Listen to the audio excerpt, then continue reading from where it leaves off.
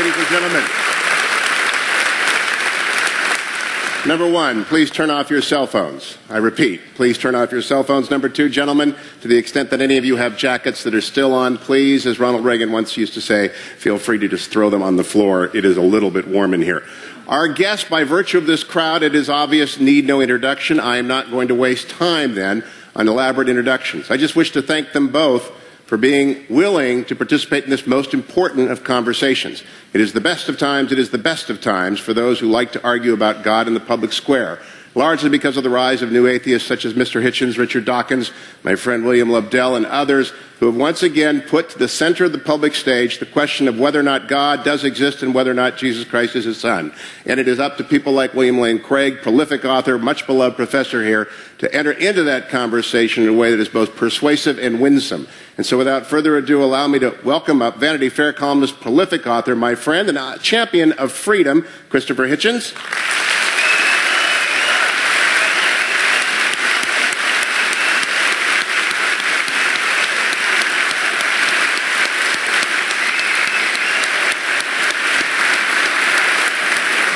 And from this extraordinary lighthouse institution, another prolific author and apologist, a scholar extraordinaire, who, like Mr. Hitchens, has his Ph.D. from a wonderful English university, Professor William Lane Craig. Please, Professor.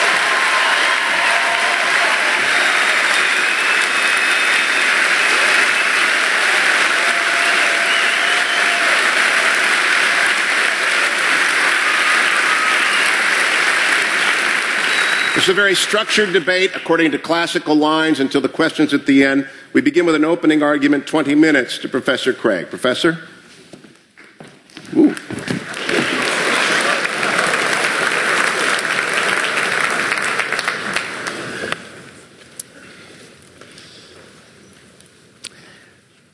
Good evening. I am very excited to be participating in this debate tonight.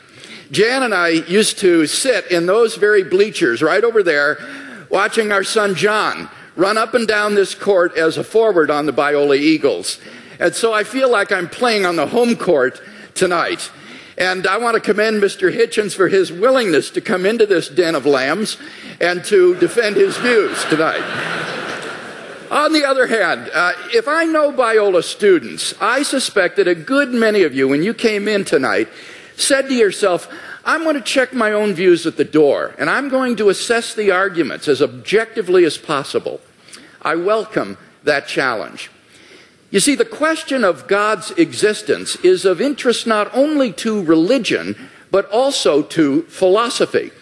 Now, Mr. Hitchens has made it clear that he despises and disdains religion, but presumably he is not so contemptuous of philosophy. Therefore, as a professional philosopher, I'm going to approach tonight's question philosophically, from the standpoint of reason and argument. I'm convinced that there are better arguments for theism than for atheism. So, in tonight's debate, I'm going to defend two basic contentions. First, that there's no good argument that atheism is true. And secondly, that there are good arguments that theism is true.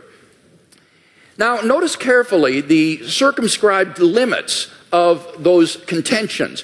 We're not here tonight to debate the social impact of religion, or Old Testament ethics, or biblical inerrancy. All interesting and important topics, no doubt, but not the subject of tonight's debate, which is the existence of God. Consider then my first contention, that there's no good argument that atheism is true. Atheists have tried for centuries to disprove the existence of God, but no one's ever been able to come up with a successful argument. So, rather than attack straw men at this point, I'll just wait to hear Mr. Hitchens present his arguments against God's existence, and then I'll respond to them in my next speech. In the meantime, let's turn to my second main contention, that there are good arguments that theism is true. On your program insert, I outline some of those arguments. Number one, the cosmological argument. The question of why anything at all exists is the most profound question of philosophy. The philosopher Derek Parfit says, "No question is more sublime than why there is a universe, why there is anything, rather than nothing." Typically, atheists have answered this question by saying that the universe is just eternal and uncaused. But there are good reasons, both philosophically and scientifically, to think that the universe began to exist. Philosophically, the idea of an infinite past seems absurd. Just think about it. If the universe never began to exist, that means that the number of past events in the history of the universe is infinite. But mathematicians recognize that the existence of an actually infinite number of things leads to self-contradictions. For example, what is infinity minus infinity? Well, mathematically, you get self-contradictory answers. This shows that infinity is just an idea in your mind, not something that exists in reality. David Hilbert, perhaps the greatest mathematician of the 20th century, wrote, "The infinite is nowhere to be found in reality. It neither exists in nature nor provides a legitimate basis for rational thought. The role that remains for the infinite to play is solely that of an idea." But that entails that since past events are not just ideas, but are real, the number of past events must be finite. Therefore, the series of past events can't go back forever. Rather, the universe must have begun to exist. This conclusion has been confirmed by remarkable discoveries in astronomy and astrophysics. In one of the most startling developments of modern science, we now have pretty strong evidence that the universe is not eternal in the past, but had an absolute beginning about 13 billion years ago in a cataclysmic event known as the Big Bang. What makes the Big Bang so startling is that it represents the origin of the universe from literally nothing. For all matter and energy, even physical space and time themselves, came into being at the Big Bang. As the physicist P.C.W. Davies explains, the coming into being of the universe, as discussed in modern science, is not just a matter of imposing some sort of organization upon a previous incoherent state, but literally the coming into being of all physical things from nothing. Now, this puts the atheist in a very awkward position. As Anthony Kinney of Oxford University urges, a proponent of the Big Bang theory, at least if he is an atheist, must believe that the universe came from nothing and by nothing. But surely that doesn't make sense. Out of nothing, nothing comes. So why does the universe exist instead of just nothing? Where did it come from? There must have been a cause which brought the universe into being. Now, as the cause of space and time, this being must be an uncaused, timeless, spaceless, immaterial being of unfathomable power. Moreover, it must be personal as well. Why? Because the cause must be beyond space and time. Therefore, it cannot be physical or material. Now, there are only two kinds of things that fit that description. Either an abstract object, like numbers, or else a personal mind. But abstract objects can't cause anything. Therefore, it follows that the cause of the universe is a transcendent, intelligent mind. Thus, the cosmological argument gives us a personal creator of the universe. 2, the teleological argument. In recent decades, scientists have been stunned by the discovery that the initial conditions of the Big Bang were fine-tuned for the existence of intelligent life with a precision and delicacy that literally defy human comprehension. This fine-tuning is of two sorts. First, when the laws of nature are expressed as mathematical equations, you find appearing in them certain constants, like the gravitational constant.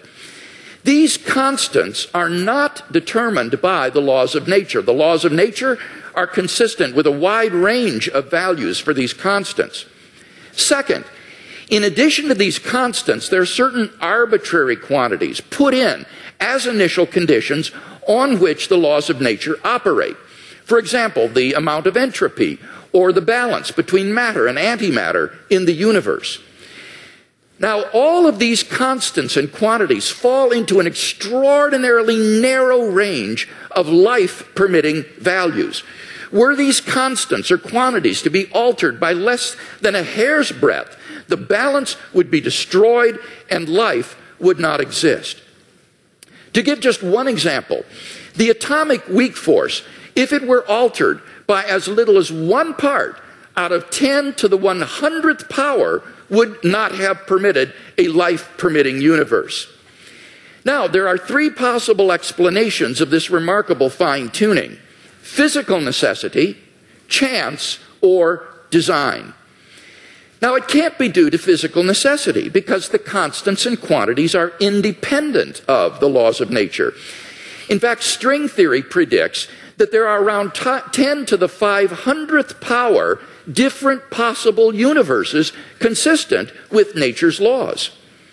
So could the fine-tuning be due to chance?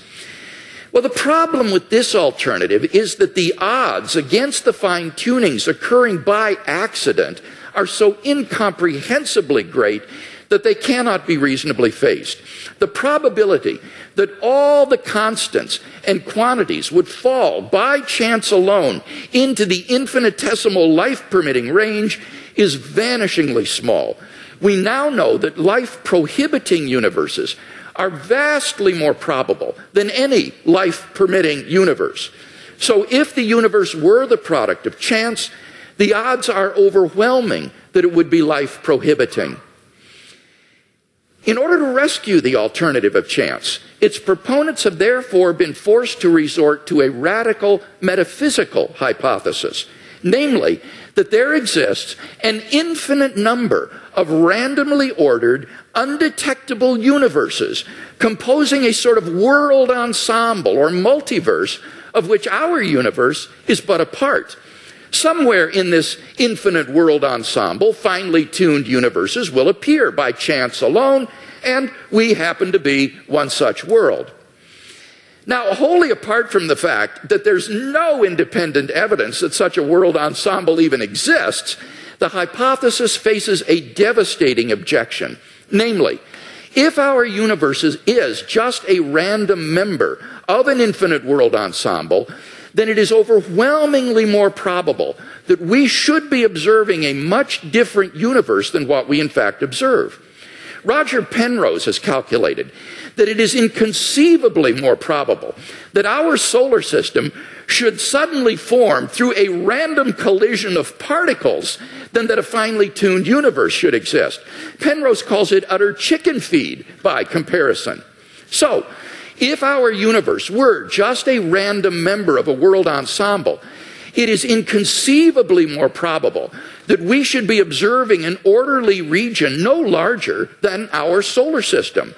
Observable universes like those are simply much more plenteous in the world ensemble than finely tuned worlds like ours, and therefore ought to be observed by us.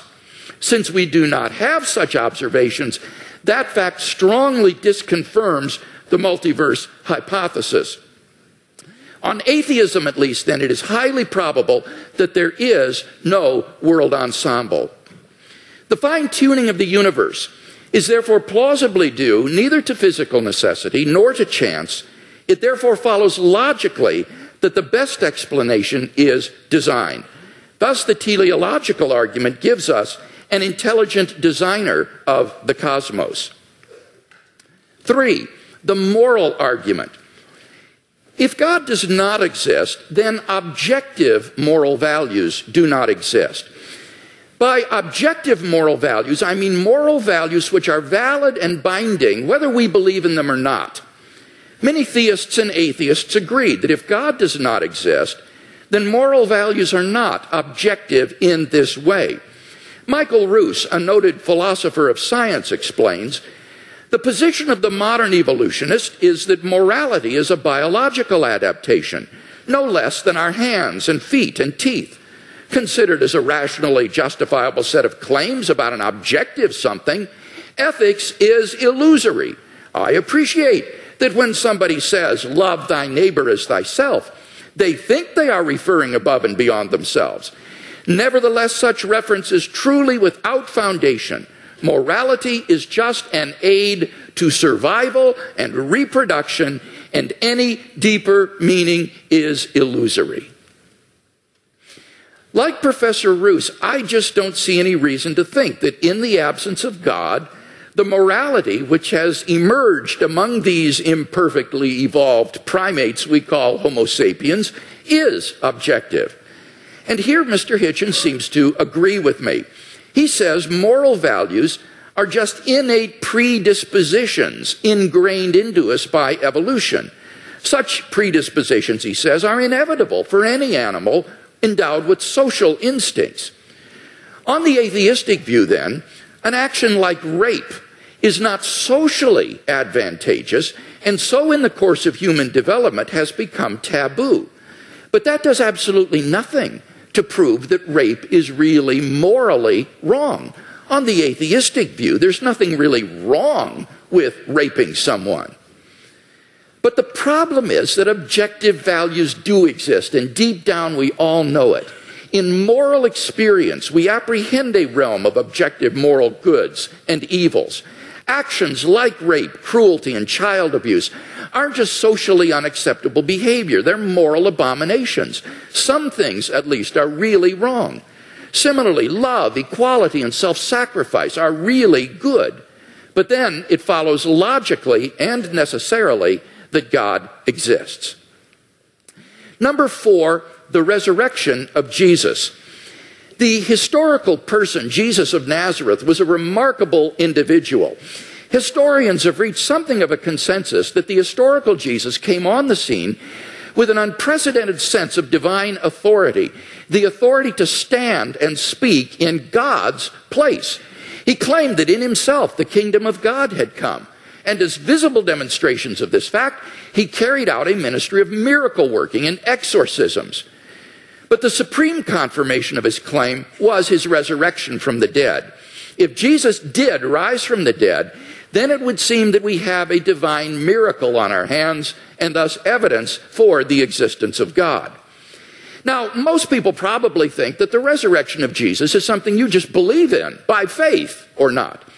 But there are actually 3 established facts recognized by the majority of New Testament historians today, which I believe are best explained by the resurrection of Jesus. Fact number 1, on the Sunday after his crucifixion, Jesus' tomb was discovered empty by a group of his women followers. According to Jakob Kramer, an Austrian specialist, by far most scholars hold firmly to the reliability of the biblical statements about the empty tomb. Fact number 2, on separate occasions, different individuals and groups experienced appearances of Jesus alive after his death. According to the prominent New Testament critic Gerd Ludemann, it may be taken as historically certain that the disciples had experiences after Jesus' death in which Jesus appeared to them as the risen Christ. These appearances were witnessed not only by believers, but also by unbelievers, skeptics, and even enemies. Fact number 3, the original disciples suddenly came to believe in the resurrection of Jesus, despite having every predisposition to the contrary. Jews had no belief in a dying, much less rising Messiah, and Jewish beliefs about the afterlife prohibited anyone's rising from the dead before the resurrection at the end of the world. Nevertheless, the original disciples came to believe so strongly that God had raised Jesus from the dead that they were willing to die for the truth of that belief. N.T. Wright, an eminent New Testament scholar, concludes, that is why, as a historian, I cannot explain the rise of early Christianity unless Jesus rose again, leaving an empty tomb behind him. Attempts to explain away these 3 great facts, like the disciples stole the body or Jesus wasn't really dead, have been universally rejected by contemporary scholarship. The simple fact is that there just is no plausible naturalistic explanation of these facts. And therefore, it seems to me the Christian is amply justified in believing that Jesus rose from the dead and was who he claimed to be. But that entails that God exists. Finally, number 5, the immediate experience of God. This isn't really an argument for God's existence. Rather, it's the claim that you can know that God exists wholly apart from arguments, simply by immediately experiencing Him. Philosophers call beliefs like this properly basic beliefs. They aren't based on other beliefs. Rather, they're part of the foundation of a person's system of beliefs. Other properly basic beliefs include the belief in the reality of the external world, the belief in the existence of the past and the presence of other minds like your own. When you think about it, none of these beliefs can be proved. But although these sorts of beliefs are basic for us, that doesn't mean they're arbitrary. Rather, they're grounded in the sense that they're formed in the context of certain experiences. In the experiential context of seeing and hearing and feeling things, I naturally form the belief in a world of physical objects. And thus my beliefs are not arbitrary, but appropriately grounded in experience. They're not merely basic, but properly basic. In the same way, belief in God is for those who know Him a properly basic belief grounded in our experience of God. Now, if this is right, there's a danger that arguments for God's existence could actually distract your attention from God Himself. If you're sincerely seeking God, then God will make His existence evident to you. We mustn't so concentrate on the external arguments that we fail to hear the inner voice of God speaking to our own hearts. For those who listen, God becomes an immediate reality in their lives. So, in conclusion then, we've seen 5 good arguments to think that God exists. If Mr. Hitchens wants us to believe instead that God does not exist, then he must first tear down all 5 of the arguments that I presented, and then in their place erect a case of his own to prove that God does not exist. Unless and until he does that, I think that theism is the more plausible worldview.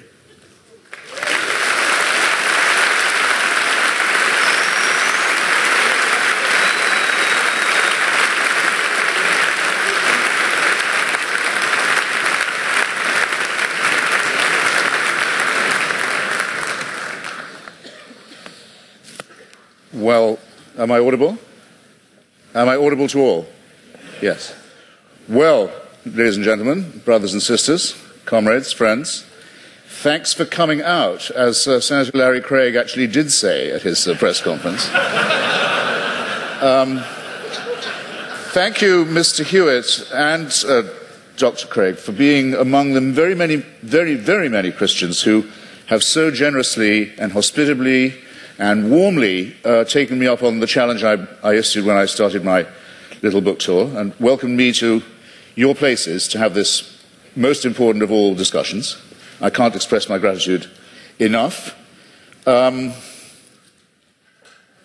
thanks to the very nice young ladies who I ran into at the Elephant Bar this afternoon, where I hadn't expected a posse of Biola students to be on staff, but where I thought, God, they're everywhere now.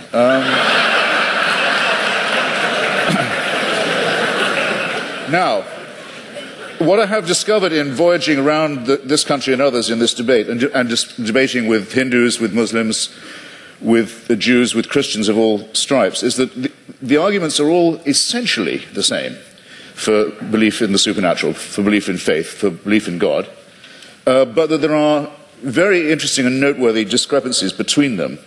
And one that I want to call attention to at the beginning of this evening is between those like my friend Doug Wilson, with whom I've now done a book of argument about Christian apologetics, who would call himself a presuppositionalist, in other words, for whom really it's only necessary to discover the workings of God's will in the cosmos, and to assume that the truth of Christianity is already proven, and what are called, and they include Dr. Craig with great honor and respect in this, the evidentialists. Now, I want to begin by saying that this distinction strikes me first as a very charming distinction, and second as false, or perhaps as a distinction without a difference. Well, why do I say charming? Because I think it's rather sweet that people of faith also think they ought to have some evidence, and I think it's progress of a kind. After all, if we had been having this debate in the mid-19th century, Professor Craig or his equivalent would have known little or probably nothing about the laws of physics and biology. Maybe even less than I know now, which is to say quite a lot in its way. And they would have grounded themselves, or he would have grounded himself, on faith, on Scripture, on revelation, on the prospect of salvation, on the means of grace, and the hope of glory, and perhaps on Paley's natural theology. Paley, who had the same rooms, or had the same rooms later occupied by Charles Darwin in Cambridge, with its watchmaker theory of design that I know I don't have to expound to you, but which briefly suggests that if an Aborigine is walking along a beach and finds a gold watch ticking, he knows not what it's for, or where it came from, or who made it, but he knows it's not a rock, he knows it's not a vegetable, he knows it must have had a designer. The Paley analogy held for most Christians for many years, because they were willing to make the assumption that we were mechanisms, and that therefore there must be a watchmaker. But now that it's been, here's where the presuppositionalist versus evidentialist dichotomy begins to kick in. Now it's been rather painstakingly and elaborately demonstrated, to the satisfaction of most people, I don't want to just use arguments from authority, but it's not very much contested anymore, that we are not designed as creatures, but that we evolved by a rather laborious combination of random mutation and natural selection into the species that we are today. It is, of course, open to the faithful to say that all this was, now that they come to know it, now that it becomes available to everybody, now that they think about it, and now that they've stopped opposing it or trying to ban it, then they can say, actually, on second thought, the evolution was all part of the design. Well, as you will recognize, ladies and gentlemen, there are some arguments I can't be expected to refute or rebut, because there's no way around that argument. I mean, if everything, including evolution, which isn't a design, is nonetheless part of a divine design, then all the advantage goes to the person who's willing to believe that. That cannot be disproved. But it does seem to me a very poor and very weak argument, because the test of a good argument is that it is falsifiable, not that it's unfalsifiable. So this tactic, or this style of argument, which we've had some evidence of this evening, I would rebaptize, or might I dare say I would rechristen it, as retrospective evidentialism. In other words, everything can, in due time, if you have enough faith, be made to fit.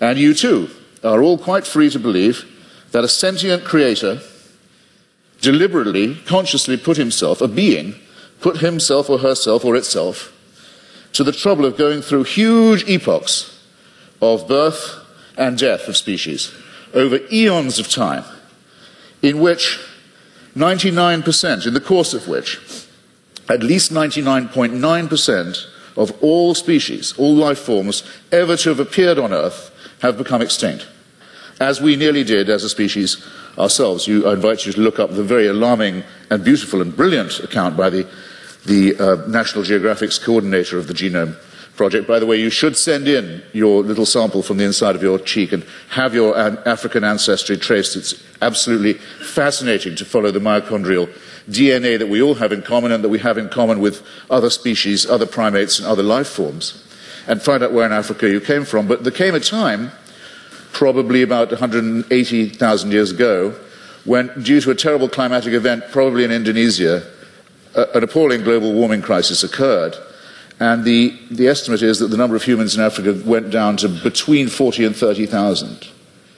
This close, think about fine-tuning, this close to joining every other species that had gone extinct.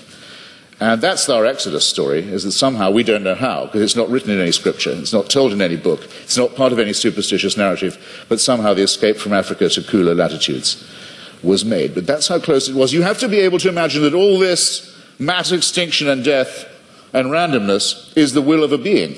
You are absolutely free to believe that if you wish.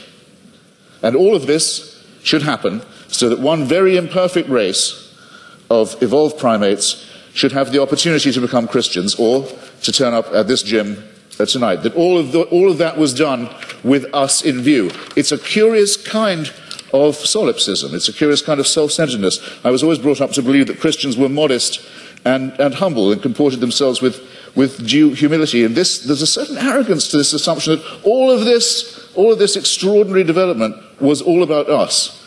And we were the intended and designed result, and everything else was in the discard. The tremendous wastefulness of it, the tremendous cruelty of it, the tremendous caprice of it, the tremendous tinkering and incompetence of it, never mind, at least we're here, and we can be people of faith.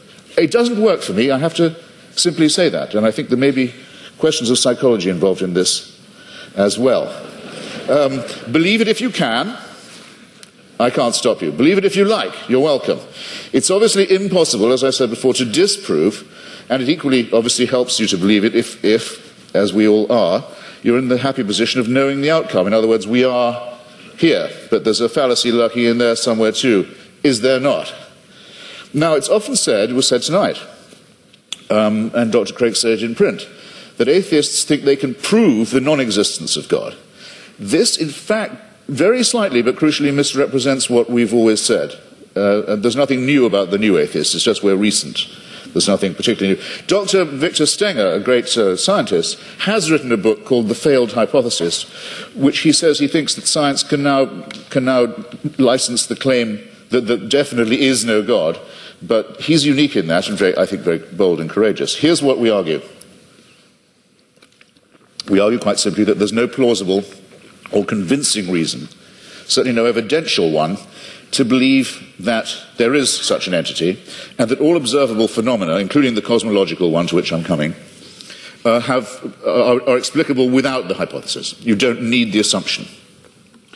And this objection itself, our school, falls into at least two, perhaps three sections. There's no such thing, no such word, though there should be, as adeism, or as being an adeist, but if there was one, I would say that's what I was. I don't believe that we are here as the result of a design, or that by making the appropriate propitiations and adopting the appropriate postures and following the appropriate rituals, we can overcome death. I don't believe that, and for a priori reasons, don't. If there was such a force, which I cannot prove by definition that there was not, if there was an entity that was responsible for the beginning of the cosmos, and that also happened to be busily engineering the very laborious production of life on our little planet, it still wouldn't prove that this entity cared about us, answered prayers, cared what church we went to, or whether we went to one at all, cared who we had sex with, or in what position, or by what means, cared what we ate, or on what day, cared whether we lived or died. There's no reason at all why this entity isn't completely indifferent to us.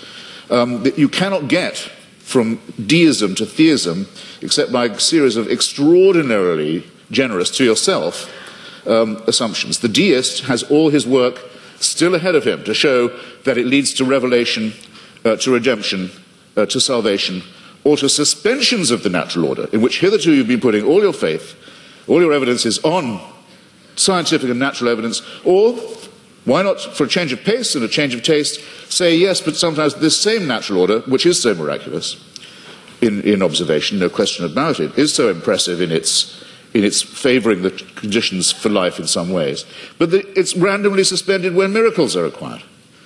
So with caprice and contempt, these laws turn out not to be so important after all, as long as the truth of religion can be proved by their being rendered inoperative. This is having it both ways in the most promiscuous and exorbitant manner in my submission.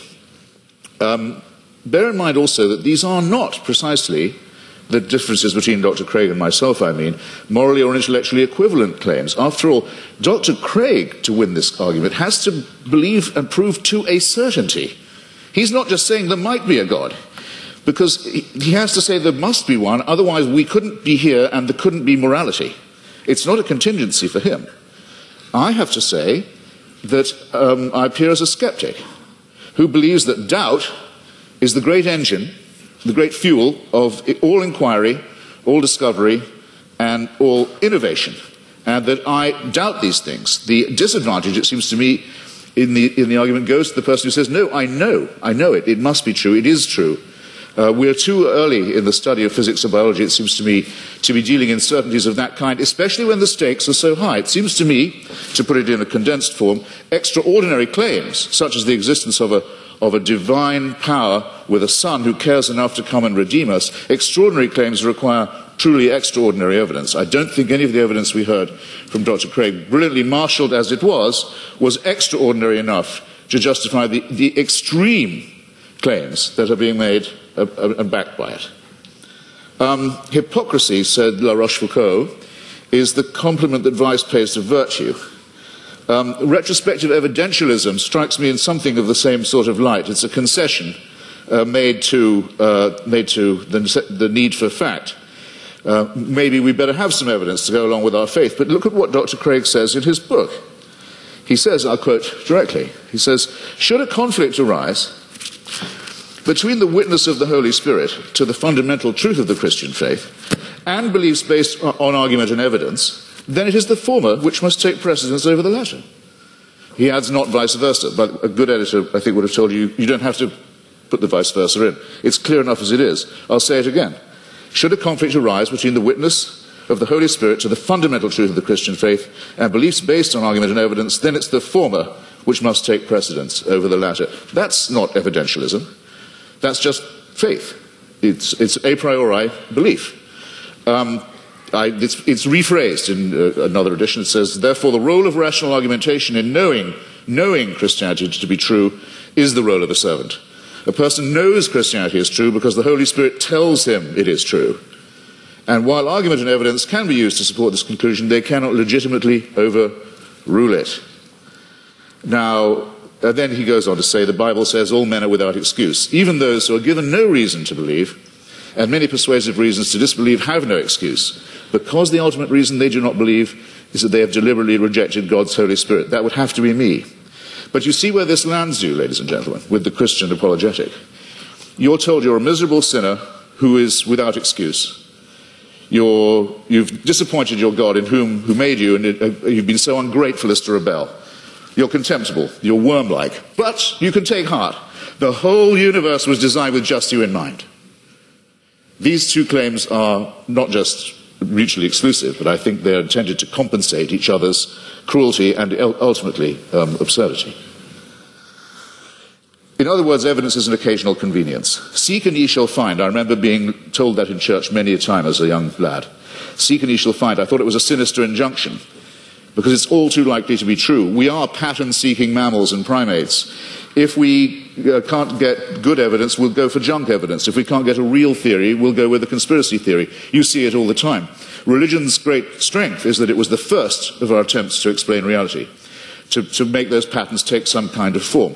It deserves credit. It was our first attempt at astronomy, our first attempt at cosmology, in some ways our first attempt at medicine, our first attempt at literature, our first attempt at philosophy. Good. While there was nothing else, it had many functional uses of that kind. Never mind that they didn't know that germs cause disease. Maybe evil spirits cause disease. Maybe disease is a punishment. Never mind that they believed in astrology rather than astronomy. Even Thomas Aquinas believed in astrology. Never mind that they believed in devils. Never mind that things like volcanic eruptions, earthquakes, tidal waves were thought of as punishments, not as natural occurrences on the cooling crust of a planet. The pattern seeking has gone too far. And it's gone, I think, much too far with what was until recently thought of as Christianity's greatest failure, greatest of all failures, cosmology. The one thing Christianity knew nothing about and taught the most abject nonsense about. For most of its lifetime, Christianity taught that the earth itself was the center of the universe, and we had been given exclusive dominion as a species over it. It could not have been more wrong. How are we going to square the new cosmology, the fantastic new discoveries in physics, with the old dogmas? Well, one is the idea of this fine-tuning, about which I've only left myself 3.5 minutes. I'll have to refer some of this to later in the discussion. This is essentially another form of pattern seeking on the basis of extremely limited evidence. Most physicists are very uncertain, as they have every right to be. In fact, I would say, for physicists, as they have the duty to be at the moment, extremely uncertain about the spatio-temporal dimensions of the original episode, the Big Bang, as it's sometimes called. We're in the very, very early stages of this inquiry. We hardly know what we don't know about the origins of the universe. we're viewing it from an unimaginable distance, not just an unimaginable distance in space. We're perched on a tiny rock in an extremely small suburb of a fairly minor galaxy, trying to look to discern our origins, but also at an unbelievable distance in time. And we claim the right to say, we can see the finger of God in this process. It's an extraordinarily arrogant assumption. It either deserves a Nobel Prize in physics, which it hasn't yet got, I notice. I don't know any physicist who believes these assumptions are necessary, or it deserves a charge of hubris. Let me make 3 tiny, quick objections to it as it stands, and I'm no more a physicist than most of you are. I'll make these lay objections. 1, was there pre-existing material for this extra spatio-temporal being to work with? Or did he just will it into existence, the ex nihilo? Who designed the designer? Don't you run the risk with the presumption of a God and a designer and an originator of asking, well, where does that come from? Where does that come from? And locking yourself into an infinite regress. Why are there so many shooting stars, collapsed suns, failed galaxies? We can see with the aid of a telescope. Sometimes we can see with the naked eye. The utter failure, the total destruction of gigantic, unimaginable sweeps of outer space. Is this fine-tuning, or is it extremely random, capricious, cruel, mysterious, and incompetent? And have you thought of the nothingness that's coming? We know we have something now, and we speculate about what it might have come from, and there's a real question about ex nihilo, but nihilo is coming to us. In the night sky, you can already see the Andromeda Galaxy. It's heading straight for ours on a collision course. Is that part of a design? Was it fine-tuned to do that? We know that from the red light shift of the Hubble telescope, or rather Edwin Hubble's original discovery, the universe is expanding away from itself at a tremendous rate. It was thought that rate would go down for Newtonian reasons. No, it's recently been proved by Professor Lawrence Krauss. The rate of expansion is increasing. Everything is exploding away even faster. Nothingness is certainly coming. Who designed that? And that's all if before these things happen, we don't have the destruction of our own little solar system, in which already there's only one planet where anything like life can possibly be supported. All the other planets are too hot or too cold to support any life at all, and the sun is due to swell up, burn us to a crisp, boil our oceans and die, as we've seen all the other suns do in the night sky. This is not fine-tuning, ladies and gentlemen, and if it's the work of a designer, then there's an indictment to which that designer may have to be subjected. I'm out of time. I'm very grateful for your kindness and hospitality. Thank you.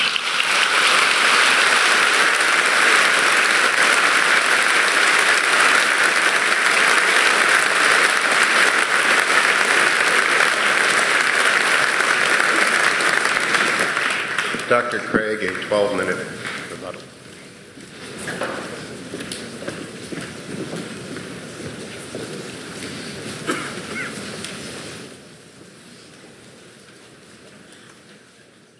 You'll remember that in my opening speech, I said I would defend 2 basic contentions in tonight's debate. First, that there's no good argument that atheism is true. Now, far from being a point of contention tonight, as far as I understood Mr. Hitchens' last speech, he would agree with that first statement, that there is no good argument that atheism is true. He says, I simply don't have any positive reason to believe in God, but he doesn't really give an argument against God's existence. Indeed, he seems to suggest that's impossible. But notice that doesn't prove atheism. That just leaves you with agnosticism, namely, you don't know if there's a God or not. So at best, you're left merely with agnosticism. We don't see any good reason to think that atheism is true. Now, he did make some remarks about the theory of evolution, which at least insinuated that this was somehow incompatible with theism. And I have 2 points to make about this. First, I think that the theory of biological evolution is simply irrelevant to the truth of Christian theism. Genesis 1 admits all manner of different interpretations, and one is by no means committed to six-day creationism. Howard Van Til, who is a professor at Calvin College, writes, is the concept of special creation required of all persons who trust in the Creator God of Scripture? Most Christians in my acquaintance who are engaged with either scientific or biblical scholarship have concluded that the special creationist picture of the world's formation is not a necessary component of Christian belief. Nor is this a retreat caused by modern science. St. Augustine in the AD 300s, in his commentary on Genesis, pointed out that the days don't need to be taken literally, nor need the creation be a few thousand years ago. Indeed, he suggested that God made the world with certain special potencies that would gradually unfold over time and develop. This interpretation came 1,500 years before Darwin, so that it is not a forced retreat in the face of modern science. So any doubts that I would have about the theory of biological evolution would be not biblical, but rather scientific. Namely, what it imagines is fantastically improbable. Barrow and Tipler, two physicists, in their book The Anthropic Cosmological Principle, list 10 steps in the course of human evolution, each of which is so improbable that before it would occur, the sun would have ceased to be a main sequence star and incinerated the earth. And they calculate the probability of the evolution of the human genome to be somewhere between 4 to the negative 180th power, to the 110,000th power, and 4 to the negative 360th power, to the 110,000th power. So if evolution did occur on this planet, it was literally a miracle, and therefore evidence for the existence of God. So I don't think this is an argument for atheism. Quite the contrary. It really provides good grounds for thinking that God superintended the process of biological development. So the Christian can be open to the evidence to follow it where it leads.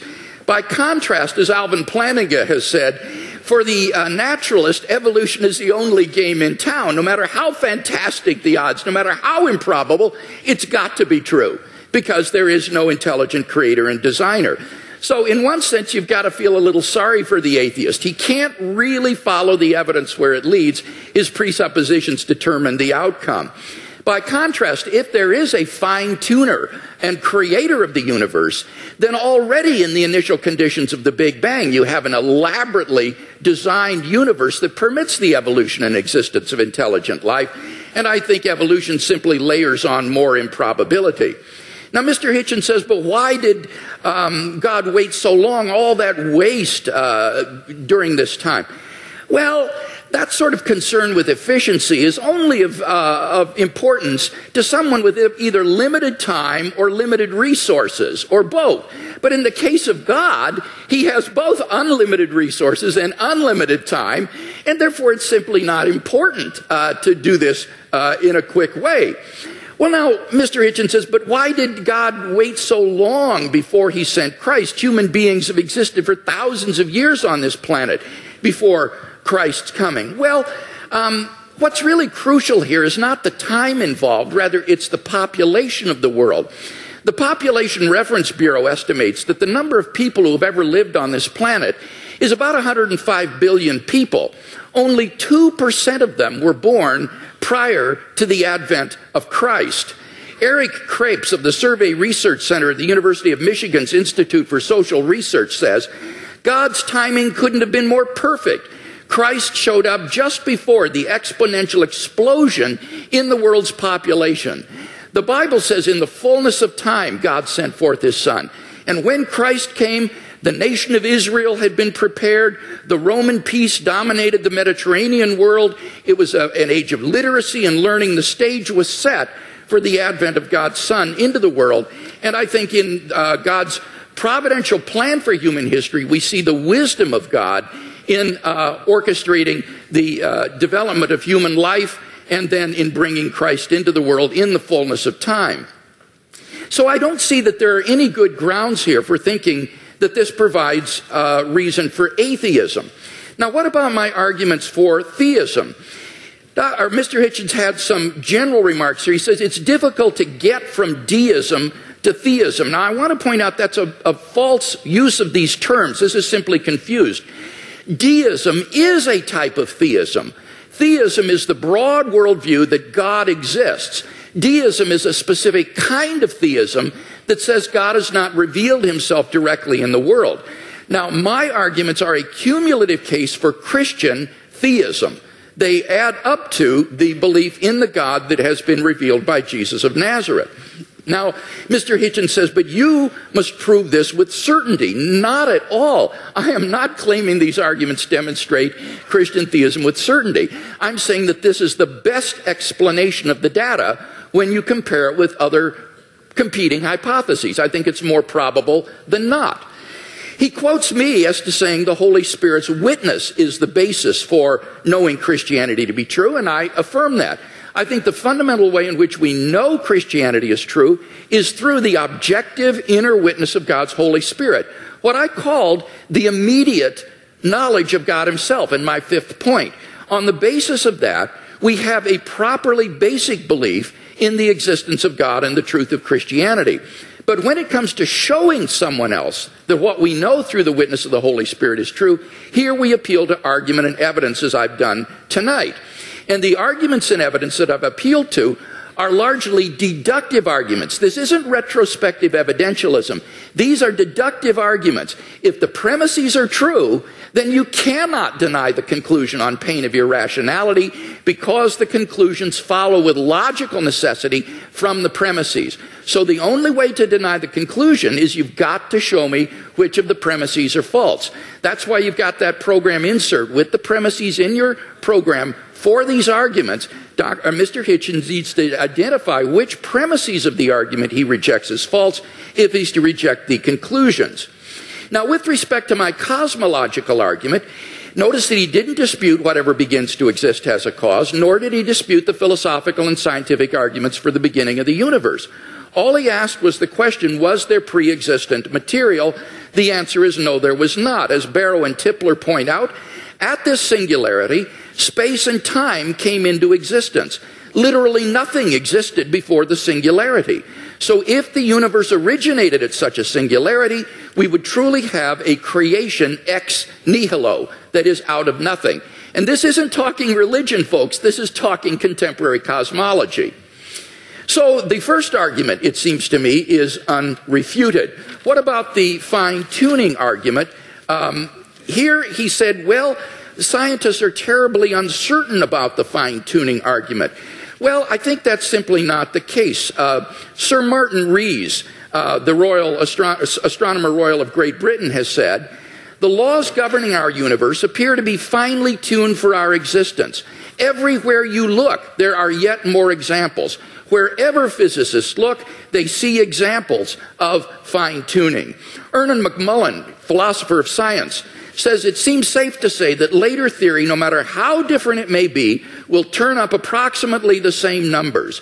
And the numerous constraints that have to be imposed on these numbers seem both too specific and too numerous to evaporate entirely. So that it's very unlikely that this fine-tuning is going to vanish or be explained away. Now, Mr. Hitchens responds, but we're headed toward nothingness. We're ultimately going to be doomed, and therefore the universe is not designed. Well, now, this is not a very powerful objection. The temporal duration of something is irrelevant to whether it's been designed. The products of human intelligence and engineering, like computers and automobiles, will eventually decay and cease to exist, but that doesn't mean they weren't designed. I think the real objection he's getting at here is why would God create mankind only to have it go extinct? But of course, you see, on the Christian view, that's false. That is an atheistic assumption. On the Christian view, life does not end at the grave, and God has given assurance of this by raising Jesus from the dead. So the objection simply has no purchase against Christian theism. So it seems to me that the fine-tuning argument is also unrefuted. What about the moral argument? We saw that without God, there are no objective moral values. Mr. Hitchens agrees with this. And yet he himself affirms over and over again moral statements, like the moral reprobation of religious intolerance and violence in the name of religion. So he does affirm objective values, but without any basis for it. What I can offer him as a theist is a transcendent basis for the objective moral values and duties that we both want to affirm. Fourthly, the resurrection of Jesus. Again, there was no response to this. Let me simply quote N.T. Wright in his recent study of the resurrection. He says that the empty tomb and the appearances of Jesus have a historical probability so high as to be virtually certain, like the death of Augustus in AD 14 or the fall of Jerusalem in AD 70. So we are on very solid ground in affirming these three facts that I mentioned in my opening speech, and I can't think of any better explanation than the ones that the eyewitness gave, namely that God raised Jesus from the dead. Finally, the immediate experience of God. Unless Mr. Hitchens can show that I'm psychologically deranged or delusional, it seems to me I'm perfectly rational on the basis of my immediate experience of God to believe that God exists and that therefore this for me is a properly basic belief. So I think all of these arguments stand intact despite his refutation. We've seen no argument for atheism, so clearly the weight of the evidence falls on the side of the scale for Christian theism tonight.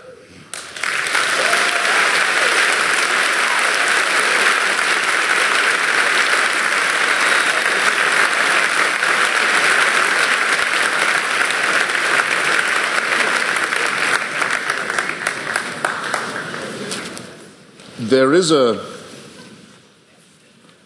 terminological problem here, which may conceal more than just terminological difficulty. The proposition that atheism is true, or that is a misstatement of what I have to prove and what we believe. There's an argument among some of us as to whether we need the word at all. In other words, I don't have a special name for my unbelief in tooth fairies, say, or witches, or in Santa Claus. I just don't think that they're there. I don't have to prove a tooth fairyism. I don't have to prove a Santa Clausism. I don't have to prove a witchism.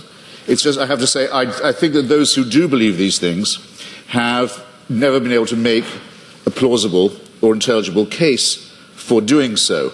That's not agnosticism, because it seems to me that if you don't think there is any evidence, you're wrong to take refuge in saying you're neutral. You ought to have the courage to answer the question, which one is regularly asked, are you an atheist or not? Yes, I will say, I am. You can't tell anything else about me. You can't tell anything else about what I think, about what I believe, about what my politics are, or my other convictions. It's just that I don't believe in the existence of a supernatural dimension, and I've never been shown any evidence that any process observable to us cannot be explained by more satisfactory and more convincing means. The great physicist Laplace, when showing his working model of the solar system to the Emperor Napoleon, was asked, well, your model seems to have no room for a god in it, for deity. And he said, well, Your Majesty, it still all operates without that assumption.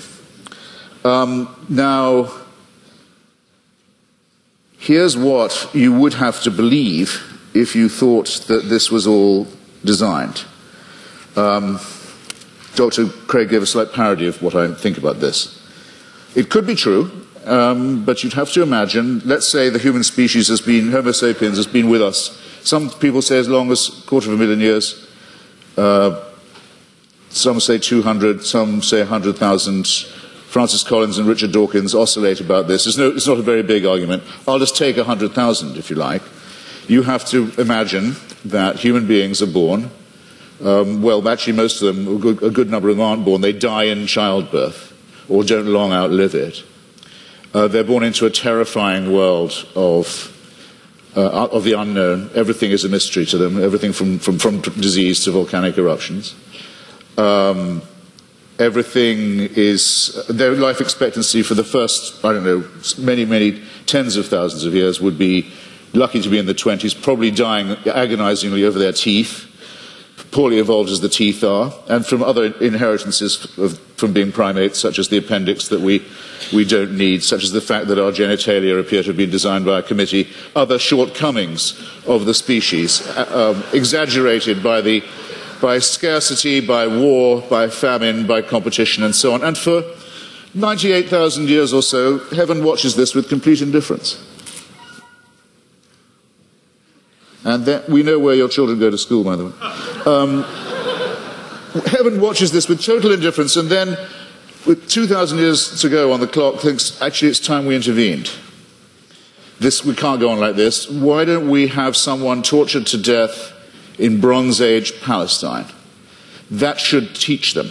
That should give them the chance of redemption. You're free to believe that, But I think the designer who thought of doing it that way was a very cruel, capricious, random, bungling and incompetent one.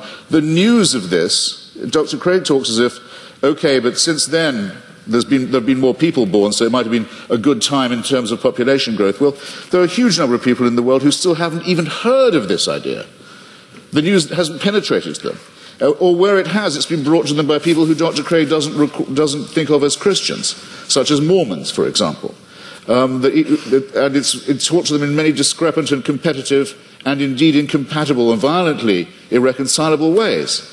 And there's been a lot of argument in the church and the churches all this time about, well, okay, what is the answer to that? What about all the people who never could have heard the good news, or who never will hear it, or still haven't been reached by it, and who've died not knowing about it? What happens to them? How can they be saved? Well, the argument is that it's all somehow made retrospective. And with so many of these arguments, I just comment on these, well, how convenient. Because if you're willing to make assumptions of this kind, then really evidence is only ancillary to what you are advancing. Now, I didn't have the chance... Oh, and just on Mr. Wright, sorry, I scrawled a note to myself. In your first round, Doctor, you said that N.T. Wright is an impressive person, says that no explanation of the success of Christianity is possible that doesn't rest on the terms of its being true. In other words, Wright says it was so successful, it must have been, and the people were so strongly motivated to believe it that it must have been true. I regard that as a very, very unsafe assumption. Or if it is a safe one, then it must surely apply to Islam and to Mormonism. I mean, these are two very, very, very fast-growing religions, have people prepared to sacrifice enormously for it, have ancestors who were absolutely determined of the truth of it at the time, and who made extraordinary conquests in its name. If you're going to grant this for one religion, it seems to me you have to be willing, not just willing, you may indeed be compelled to make this concession for all of them. And that, I think, would be not just an unsafe assumption, but for most of you here, a distinctly unwelcome one. Now, I didn't get the chance, because I out-talked myself, and I'm sorry for it, to get to the moral dimension. And I'm interested that the word objective morality is the one that Dr. Craig chooses. Usually arguments about morality are whether morality is, so to say, absolute, or whether it's relative. As to objectivity, I think it's a very good compromise word, by the way, and I'm very happy to accept it. But the problem with morality is this, in respect of religion. You can't prove that anyone behaves any better if they refer this problem upward to a supreme dictator of a celestial kind.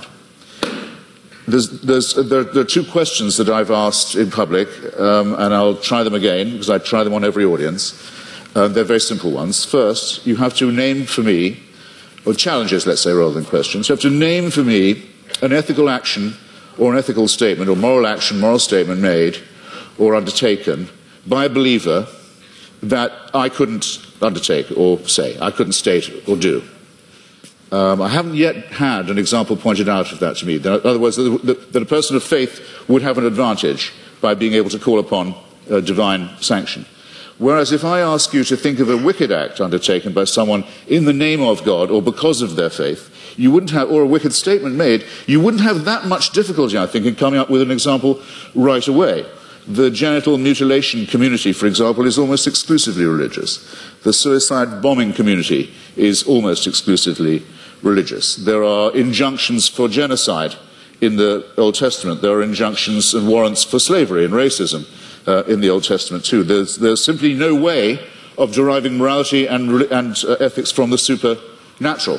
When we come to the question of the absolute, well, the most often cited one is the Golden Rule, the one that almost everyone feels they have in common. The injunction not to do to others as you wouldn't want them to do to you. This doesn't, in fact, come from the Sermon on the Mount or from Christianity, or it doesn't originate with it. It's certainly adumbrated by Rabbi Hillel, a Babylonian rabbi, and it's to be found in the Analects of Confucius too. But it has, since we're talking about objective, relative, and absolute, a crucial weakness in it, unfortunately. We'd like to be able to follow it, but it's only really as good as the person who's uttering it. In other words, if I say, I won't treat you as I don't want you to treat me, what am I to do when confronted with Charles Manson? I want him treated in a way that I wouldn't want to be treated myself. Anything else would surely be completely relativistic. So the argument isn't at all advanced by saying that I couldn't know any of this. I couldn't have any moral promptings. I couldn't decide for myself if I see a pregnant woman being kicked in the stomach, that because she's pregnant, that's obviously worse than if it was just a woman who wasn't pregnant being kicked in the stomach. This is part of my patrimony as a human being. It's part of the essential emotional solidarity that I need to have with my fellow creatures to make us realize that we are brothers and sisters, one with another. We are dependent upon each other. We have duties. We have expectations of one another. And that if we didn't have these and try and fulfill them, we couldn't have got as far as we have. We couldn't have evolved as a species. We couldn't have ever had a society. There's never been a society found where rape and murder and perjury are not condemned. And these moral discoveries long, or absolutes if you want to call them that, long predate the arrival of anything recognizable as monotheism. It's a bit like the argument of free will. People say, well, how do you have free will? Do you think you do have it? Well, it's a very, very difficult subject indeed. Some religions say you don't, in effect, have it, that all is determined by heaven. You're really only a plaything in a larger game. I take that to be some of the point of Calvinism. There are some schools of Islam also that say it is only as Allah wills. There's no will of yours really involved, as long as you're willing to make the prostration and the obedience. So the connection between religion and free will isn't as simple, as easy as some people like to think it is. But I would say, yes, I think we have free will. When asked why I think so, I would have to take refuge in philosophical irony and say, because I don't think we have any choice but to have free will. But at least I know at this point that I'm being ironic, and that some of the irony is at my own expense, and it's a risk I have to be willing to run. But the Christian answer is, of course you have free will. The boss insists upon it. This somewhat degrades the freedom and redefines the idea of will. And it seems to me also that there's something degrading in the idea of saying that morality is derived in the same way, that it comes from on high, that we ourselves are not good enough, that we don't have the dignity, we don't have the self-respect, we don't have the character to know a right action or a right statement when we see it or when we want to perform it. It's this servile element in religion. It's not, strictly speaking, the subject of our debate this evening, I know, but I'm damned if I completely forego it. It's the idea that buried in the religious impulse is actually the wish to be unfree, is the wish for an immovable, unchangeable, celestial authority, a kind of heavenly North Korea that will take our decisions away from us and commit us only to worship and praise and thank a great leader and his son, the dear leader, forever and ever and ever. I'm so glad there's no evidence that this is true. Thank you.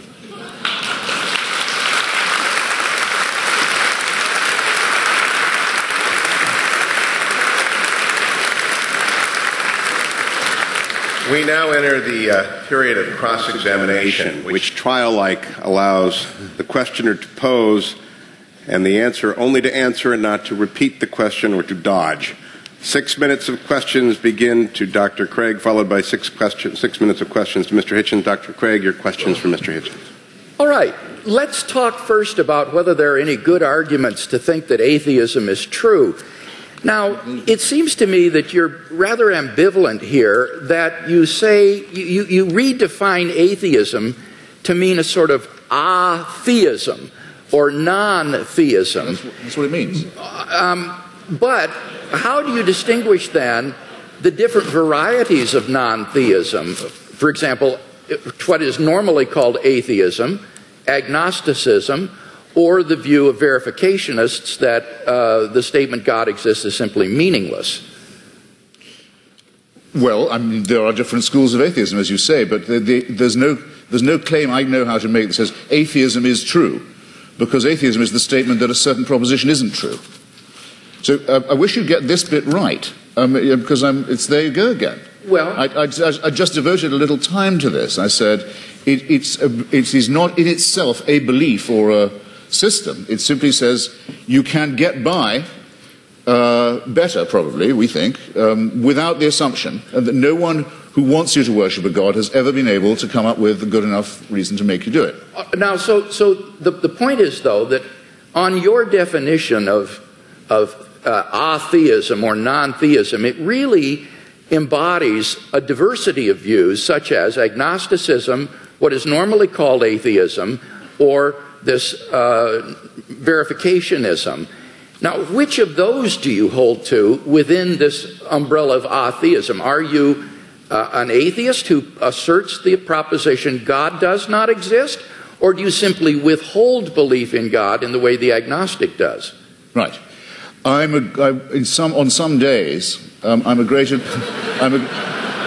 I'm not going to do you that much of a favour.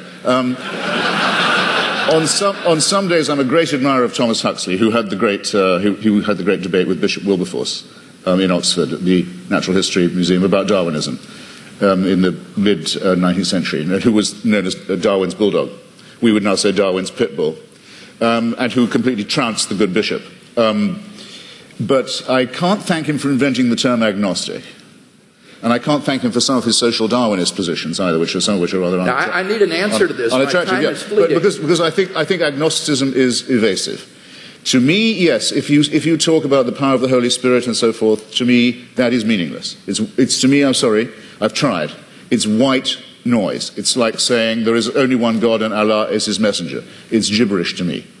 There are many of us, I'm sorry, there are just many of us of whom this is the case. It may be true, it is true. Okay, Mr. Hitchens, I got to press you here again because time is leaving. Feel free. What is your view exactly? Press away.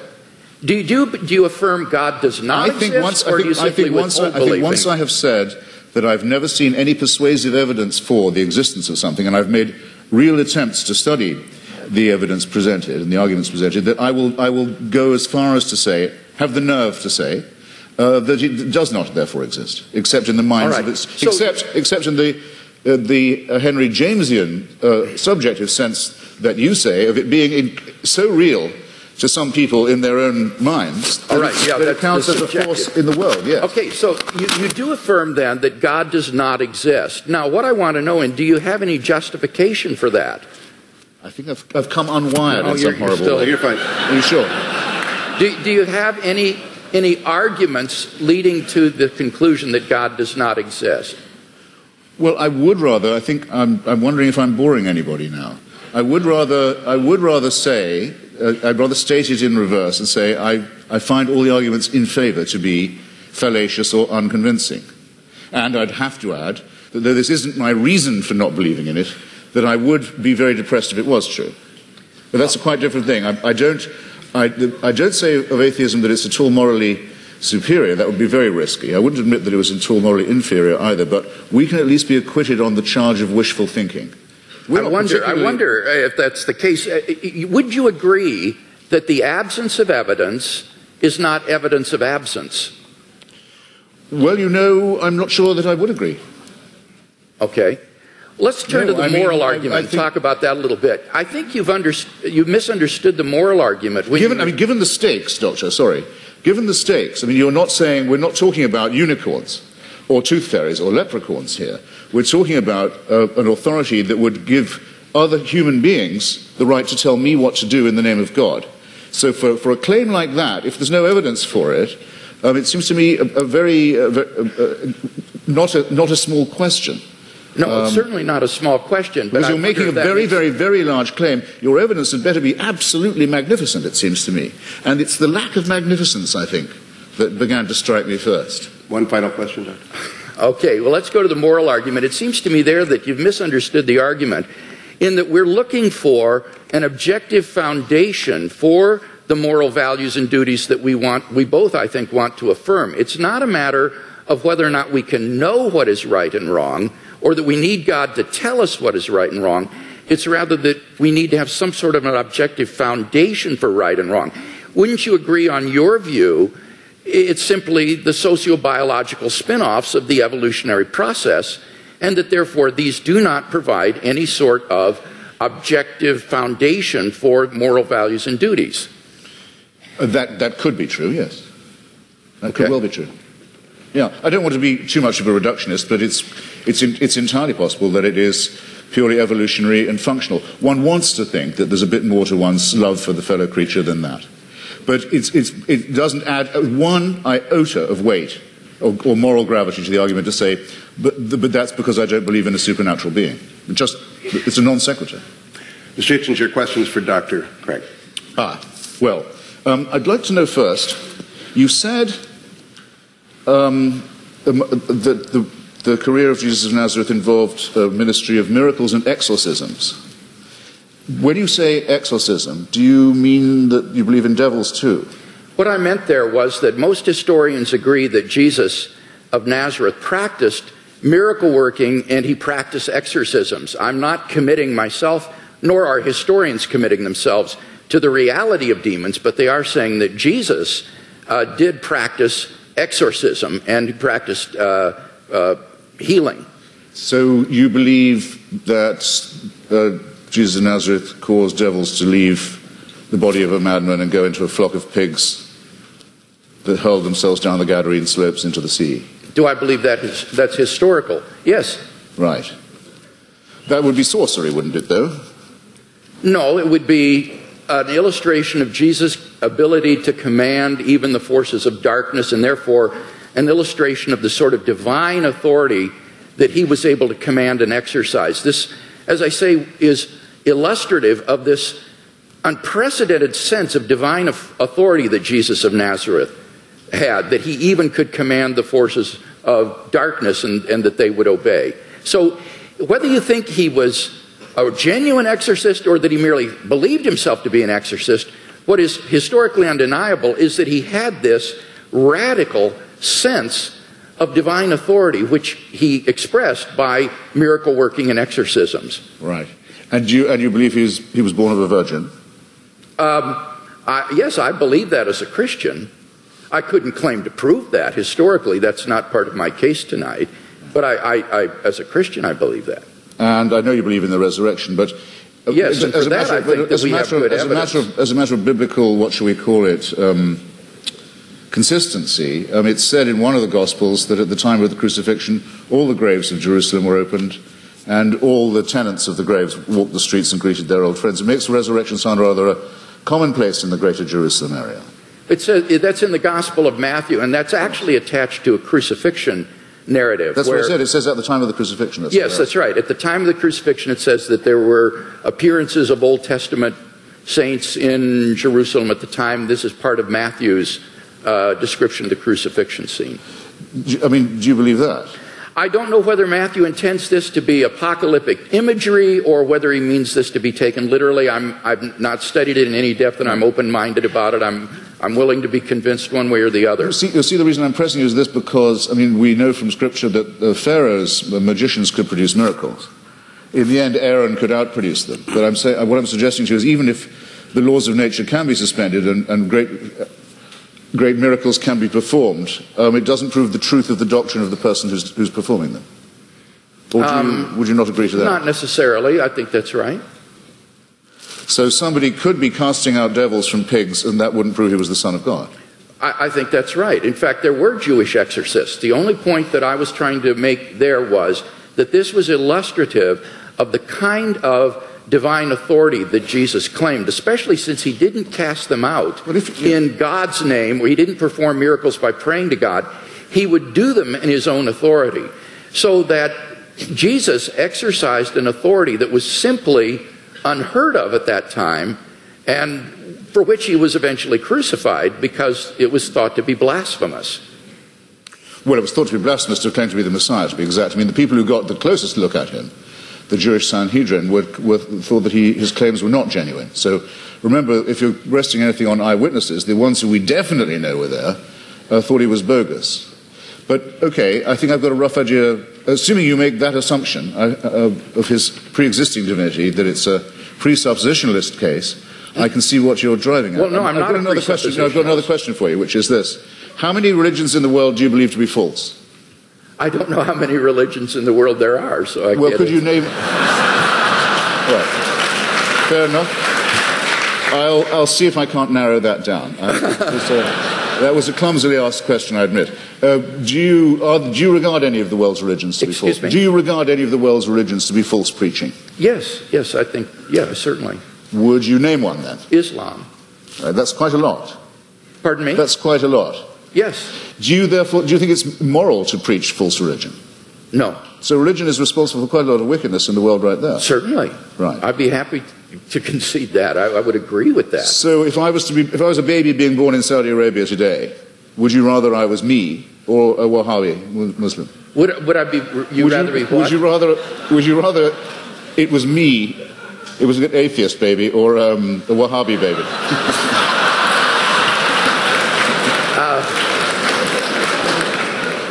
I don't have any preference as to whether you would. You do. As bad as that. Okay. I've only got a few seconds. It's a serious question. I shouldn't squander it. Are there any Christian denominations you regard as false? Certainly. Could I know what they are? Well, I'm not a Calvinist, for example. I think that certain tenets of Reformed theology are incorrect. I would be more in the Wesleyan camp myself.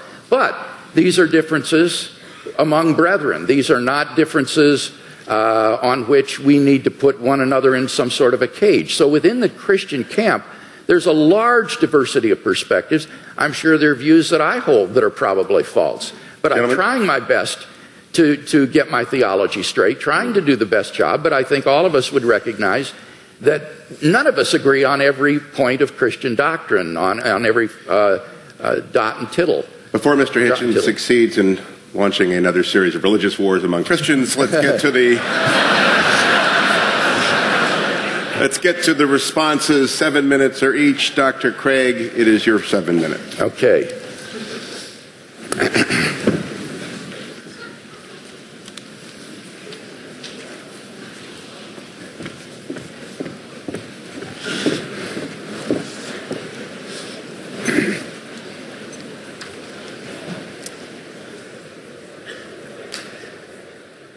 Well, I think it's very evident that in tonight's debate, we've not heard any good reasons to think that what is normally called atheism is true. That is to say, the belief that God does not exist. Mr. Hitchens withholds belief in God, but he's unable to give us any argument to think that God does not exist, which is what is called positive atheism. Now, he does mention that the human species has been here for 100,000 years, but I've already responded to that. What's crucial there is not the number of years, it's the population. And only 2% of the population of the earth has existed before Christ. And during that time, God is not indifferent to the lot of those people. Rather, he is preparing humanity, preparing the world for the advent of Christ so that in the fullness of time, Christ would come into the world. And those people who lived apart from Christ, God cared for them as well and provided for them. The Bible says, ever since the creation of the world, God's invisible nature, namely his eternal power and deity, has been clearly perceived in the things that have been made. Paul says that from one man, God made every nation of men, that they should inhabit the whole earth. And he determined the times set for them and the exact places that they should live. He did this so that men would seek him and perhaps reach out for him and find him, for he is not far from each one of us, for in him we live and move and have our being. So that those who lived before Christ were covered by the death of Christ, they were covered by his atoning sacrifice, and God will judge them on the basis of the information that they had in their response to general revelation. Similarly, for those who haven't heard of the gospel yet today, they will be judged on the basis of the information that they do have and how they respond to that. And aren't you glad that you don't have to judge them? You can leave this up to the hands of a just and holy and merciful God who will judge people on the basis of how they respond to the revelation that they do have. So we've not heard any argument tonight that God does not exist. Now, by contrast, I've given 5 arguments to show that Christian theism is true. First, we saw the cosmological argument. Mr. Hitchens has not disagreed with either of the premises of this argument, and so we have good grounds for believing there's a personal creator of the universe. As for the teleological argument, again, he didn't respond to what I said in my last speech with respect to the fine-tuning being well established in science, and that the fact that we're going toward nothingness, as he puts it, is an atheistic assumption, not a Christian assumption, and therefore doesn't do anything to disprove design. Now, what about the moral argument? Here he says that you have to prove that people would behave better if they believed in God. That's not the argument. I hope that's clear to everyone. The argument is that without God as a transcendent foundation for moral values, we're simply lost in socio-cultural relativism. Who are you to judge that the Nazi ethic was wrong? Who are you to judge that the ethic of ancient Hinduism was wrong? Who are you to judge that the Afrikaner apartheid is wrong? This is all just the result of socio-cultural evolution, and there is no transcendent objective standard apart from God, and that's what God delivers for us. Now, Mr. Hitchens says, name one moral action that an unbeliever could not take. Well, that's trivially easy. If God exists, there are all kinds of moral duties that we have that the unbeliever could not recognize. At the panel discussion last week in Dallas, when Mr. Hitchens demanded that someone name such an action, a pastor on the panel immediately piped up, how about tithing? Well, leave it to a pastor to think of that, but clearly that's an action that only a believer would take. Even more fundamentally, what about the first and greatest commandment? You shall love the Lord your God with all your heart, with all your strength, with all your mind. That is an action that only a believer can take. No unbeliever can discharge even this most fundamental of moral duties. But in any case, all of this is beside the point with respect to the moral argument. The point is that on atheism, there are no moral obligations for anybody to fulfill. In nature, whatever is right, and Mr. Hitchens is unable to provide any sort of objective foundation for moral values. Massimo Pigliucci is a philosopher of biology. This is what he has to say. He says on atheism, there is no such thing as objective morality. Morality in human cultures has evolved, and what is moral for you might not be moral for the guy next door, and certainly is not moral for the guy across the ocean. And what makes you think that your personal morality is the one and everybody else is wrong? What we call homicide or rape, he said, is very, very common among different kinds of animals. Lions, for example, commit infanticide on a regular basis. Now, are these kinds of acts to be condoned? I don't even know what that means, because the lion doesn't understand what morality is. Morality, he says, is an invention of human beings. It's just a convention that human beings have adopted to live together, but it has no objectivity. And that's what I offer Mr. Hitchens tonight, is a solid, transcendent foundation for the moral values that I think he so desperately wants to affirm. What about the resurrection of Jesus? Here he misunderstood N.T. Wright's argument. N.T. Wright's argument is not that the success of Christianity means that it's true. That would apply to Islam and Mormonism. Rather, N.T. Wright's argument is that the origin of the disciples' belief that God had raised Jesus from the dead is so un-Jewish, it is so uncharacteristic, that you have to explain what would bring them to adopt so radical a mutation of Jewish belief as belief in a dying Messiah and a rising Messiah. And he says the only thing he can think of that would explain this is the empty tomb and the post-mortem appearances of Jesus. And that's why Wright concludes that these have a certainty that is comparable to the fall of Jerusalem in AD 70. So you've got to get the argument right if you're going to deal with it. And in fact, I think the only explanation of these facts is the one the disciples gave, that God raised Jesus from the dead. Finally, the immediate experience of God has remained untouched. God is real to me. And unless I'm delusional, I'm perfectly within my rational rights to believe in God on the basis of this experience, just as I believe in the reality of the external world or the reality of the past on the basis of my experience. So I think in sum we've got 5 good reasons for believing that Christianity is true, no reason to think atheism is true, and therefore I think Christianity is clearly the more rational worldview.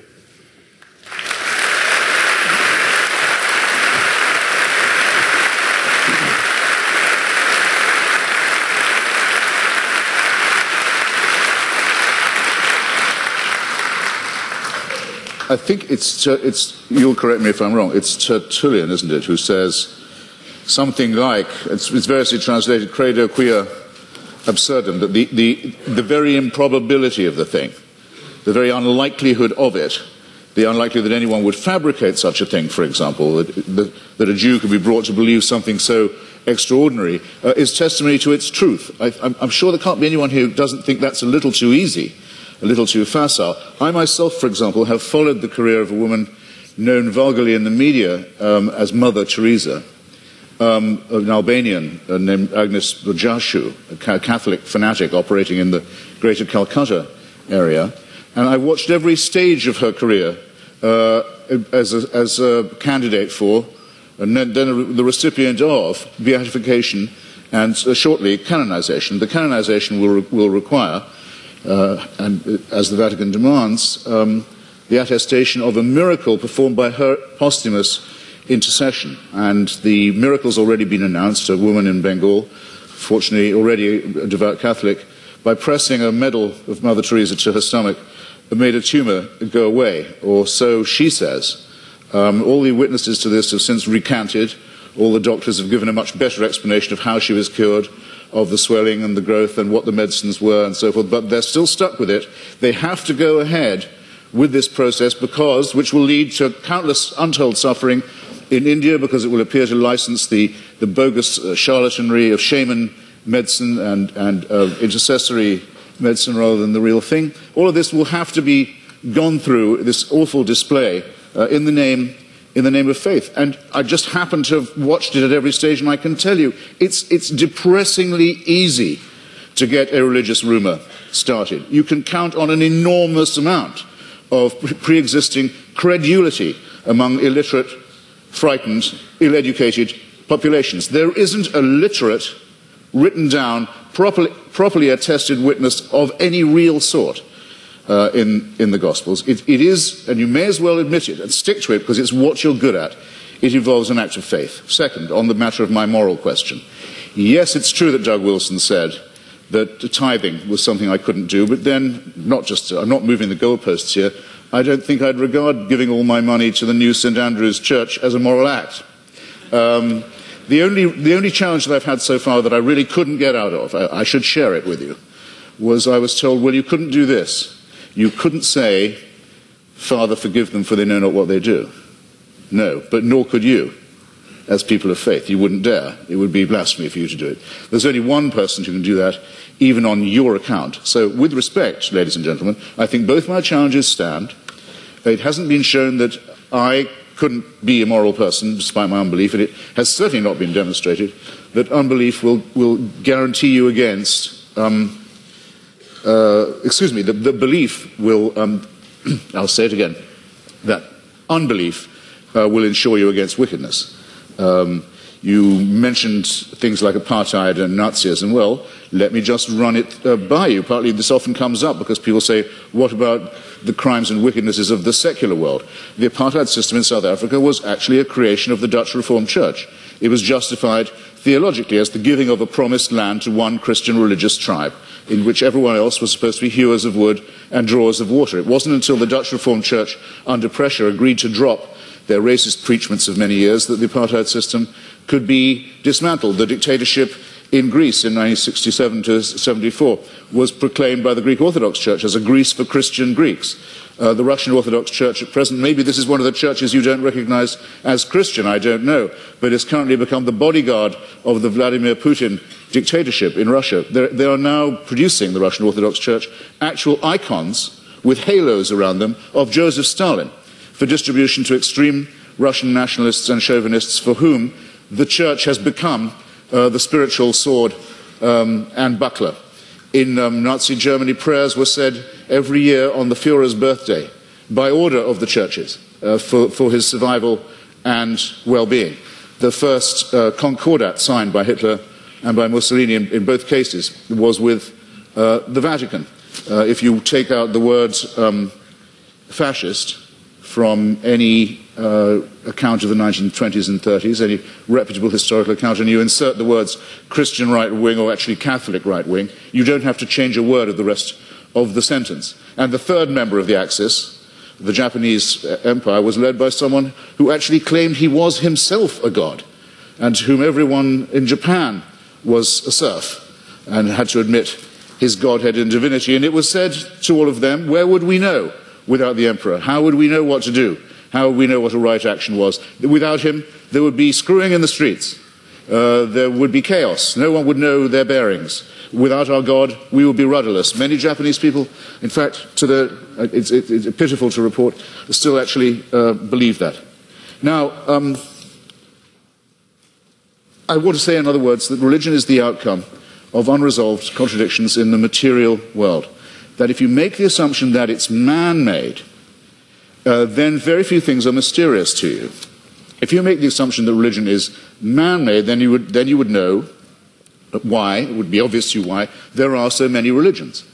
When you make the assumption that it's man-made, you will understand why it is that religion has been such a disappointment to our species, that despite innumerable revivals, innumerable attempts again to preach the truth, innumerable attempts to convert the heathen, innumerable attempts to send missionaries all around the world, that the same problems remain with us, that nothing is resolved by this, that if all religions died out, or all were admitted to be false, instead of, as all believers will tell you, only some of them are false. In other words, we're faced with the preposterous proposition that religion are either all of them true, or none of them true, or only one exclusive preachment is true. And none of these seem to me coherent, and all of these seem to be the outcome of a man-made cult. Assume that all of them were discredited at the same time, all of our problems would be exactly what they are now. How do we live with one another? Where indeed do morals and ethics come from? What are our duties to one another? How shall we build the just city? How shall we practice love? How shall we deal with the baser, what Darwin called the lowly stamp of our original origins, which comes not from a pact with the devil or an original sin, but from our evolution as well. All these questions, ladies and gentlemen, would remain exactly the same. Emancipate yourself from the idea of a celestial dictatorship, and you've taken the first step to becoming free. Thank you.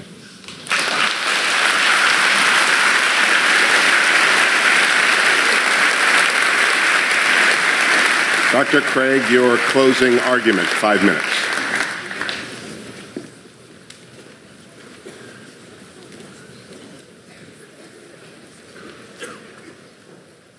In my final speech, I'd like to try to draw together some of the threads of this debate and see if we can come to some conclusions.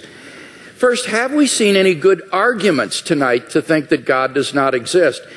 No, I don't think we have. We've heard attacks upon religion, Christianity impugned, God impugned, Mother Teresa impugned, but we haven't heard any arguments that God does not exist.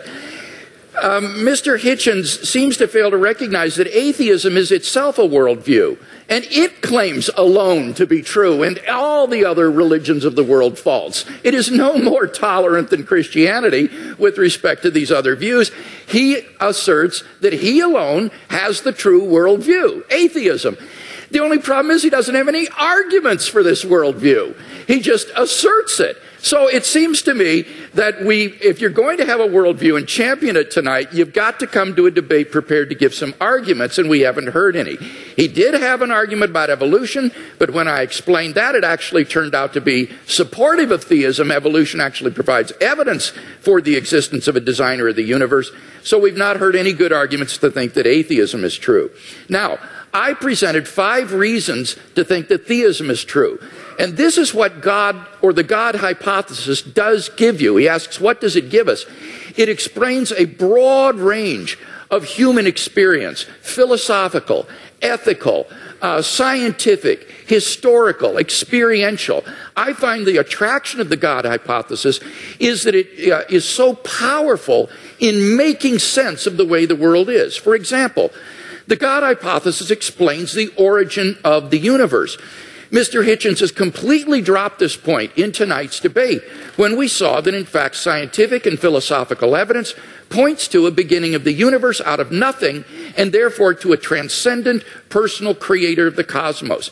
The teleological argument, the fine-tuning that is established in the initial conditions of the universe, not to speak of in the biological complexity that then ensued. And again, Mr. Hitchens has dropped that in the course of the debate tonight. So we have a creator and an intelligent designer of the cosmos. Thirdly, the moral argument. We saw that without God, there are no objective moral values. And here Mr. Hitchens has consistently distorted the argument. He's portrayed the argument as, how would we know moral values if we didn't believe in God? We don't need to believe in a tyrant in order to find moral values. Unbelief doesn't produce wickedness. That is all irrelevant. The point is that there is no foundation on a naturalistic worldview for the moral values and duties that we both want to affirm. And he agrees with that. This is what he says, and I quote. He says, our innate predisposition to both good and wicked behavior is precisely what one would expect to find of a recently evolved species that is half a chromosome away from chimpanzees, primate, and elephant, and even pig societies show considerable evidence of care for others, parent-child bonding, solidarity in the face of danger, and so on. As Darwin put it, any animal whatever endowed with well-marked social instincts would inevitably acquire a moral sense or conscience as soon as its intellectual powers had become as well developed as in man. That is the sociobiological explanation of morality. The problem is that that moral sense that develops in pig societies, chimpanzees, baboons, and Homo sapiens is illusory on atheism, because there are no objective moral duties or values that we have to fulfill, and that's what the theist can offer Mr. Hitchens. And so I want to invite Mr. Hitchens to think about becoming a Christian tonight.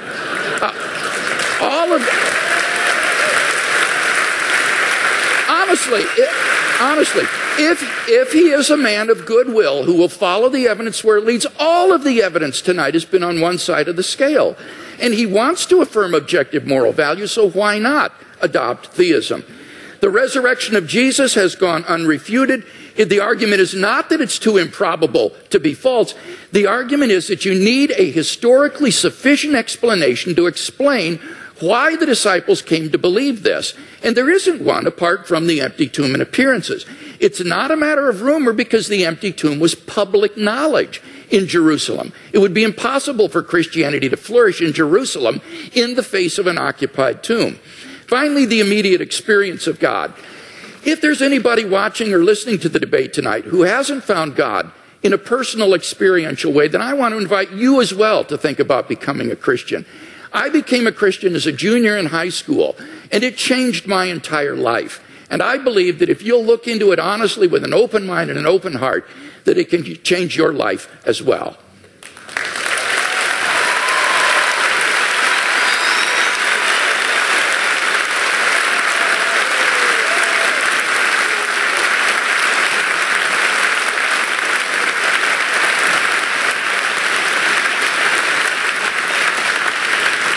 Mr. Hitchens has yielded his time, and therefore we move to questions, and we are directing those questions to students tonight. I want to repeat something Dr. Hazen said: there are stupid questions. I want to add to it, we are uninterested in your opinions, only your questions matter to us.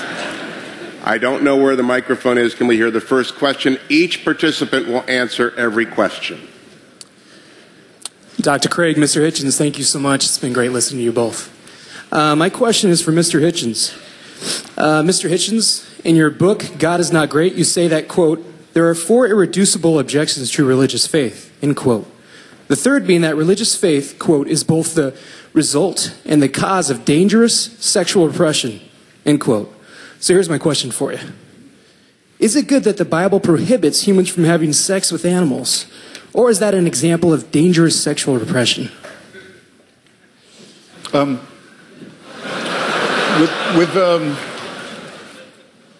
The allusion I was making was not to the man-made in the ordinary sense nature of religion, that you can tell from studying some of its codes that it's humans that are inventing it. That's why so many of the injunctions in the Old Testament are, as you quite rightly say, concerned with agriculture, shall we put it delicately.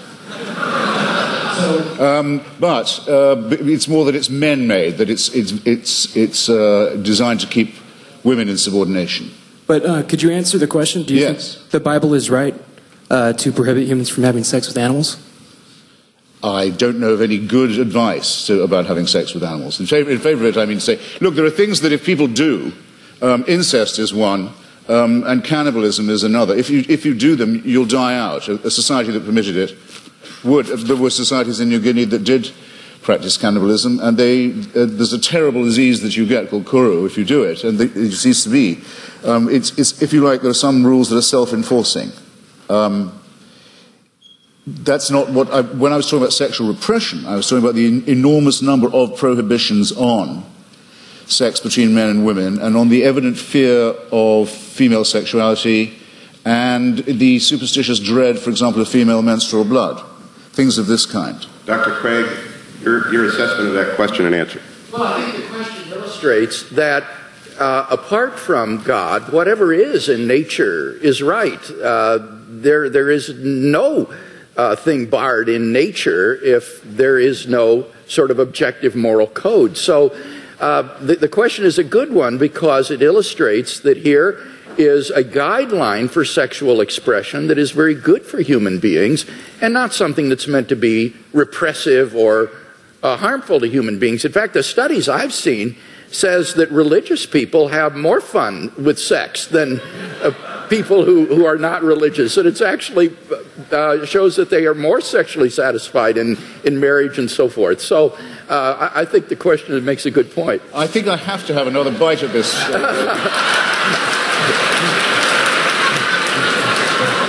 This tempting cherry. You see, if it's true that, as I think it is, that nature is pretty indifferent, pretty callous, pretty random, then who is the designer? But many people say concerning the ban on homosexuality, for example, in the Old Testament, they'll say, well, homosexuality is against God's law and it's against nature's law.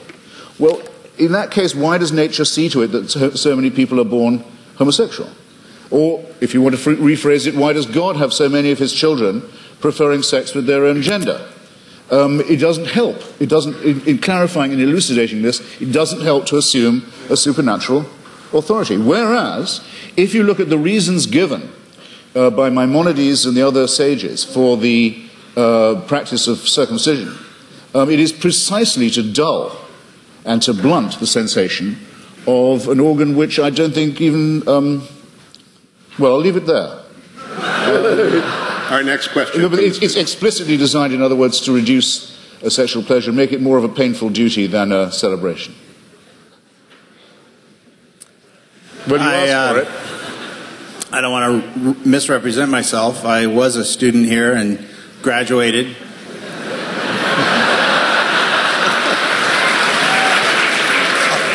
Somewhat by the skin of my teeth, but Mr. Hitchens, you stated that some of your most strongly stated arguments are that the results of religion, violence, death, destruction, the motivation being religion, discredit those who would promote a belief in God.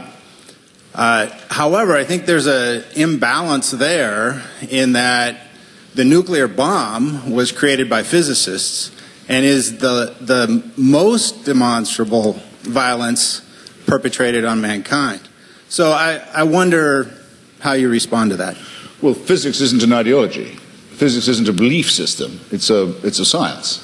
Well, I think that would be subjective. I mean, you could any more than the Marie Curie discovering radium makes her practice morally different. I mean, it's not comparing like with like.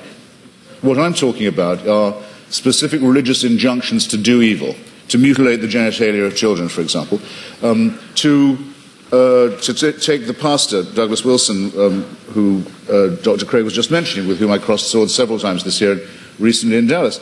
I happened to be mentioning to him about the commandment to exterminate the Amalekites in one of our debates, and he said that commandment is still valid.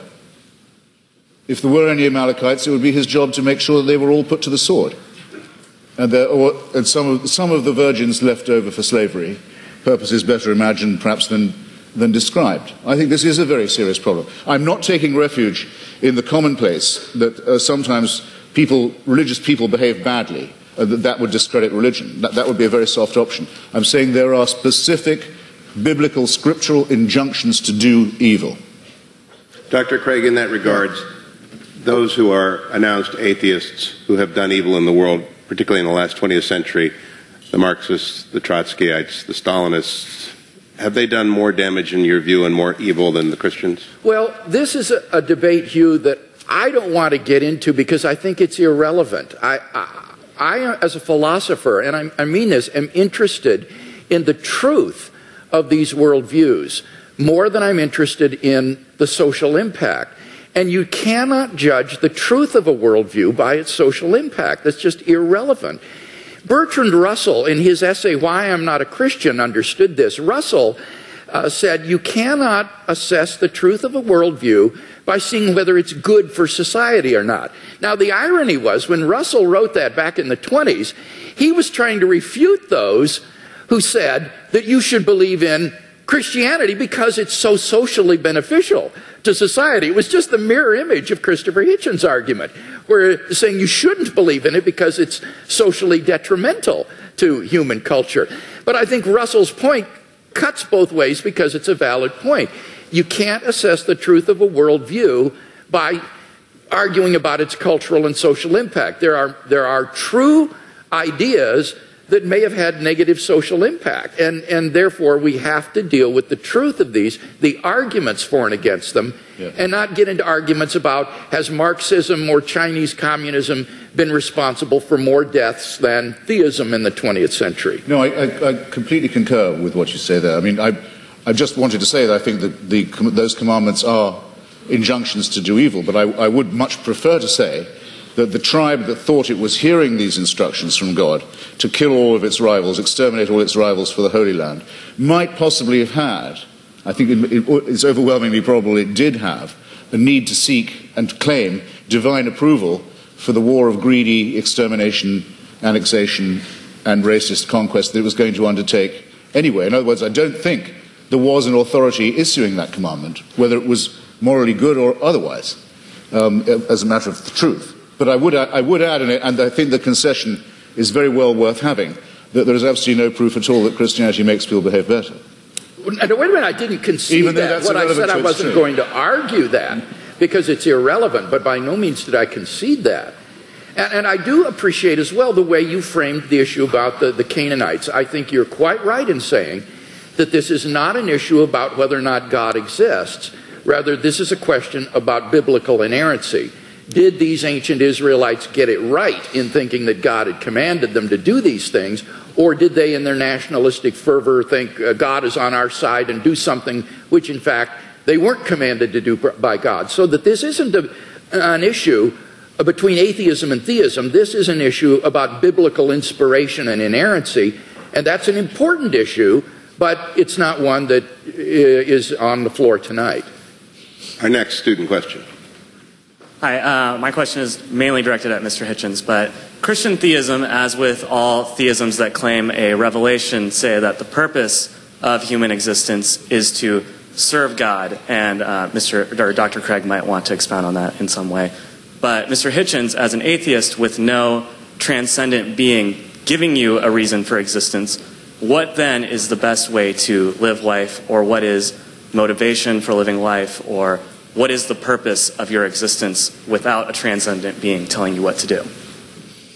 Well, I find it, you see, this is where I find it hard to accept the grammar of your question. It's as if I was only willing to concede supernatural, you want to say transcendent, I want to say supernatural, then my life would have purpose. I think that's a complete non sequitur.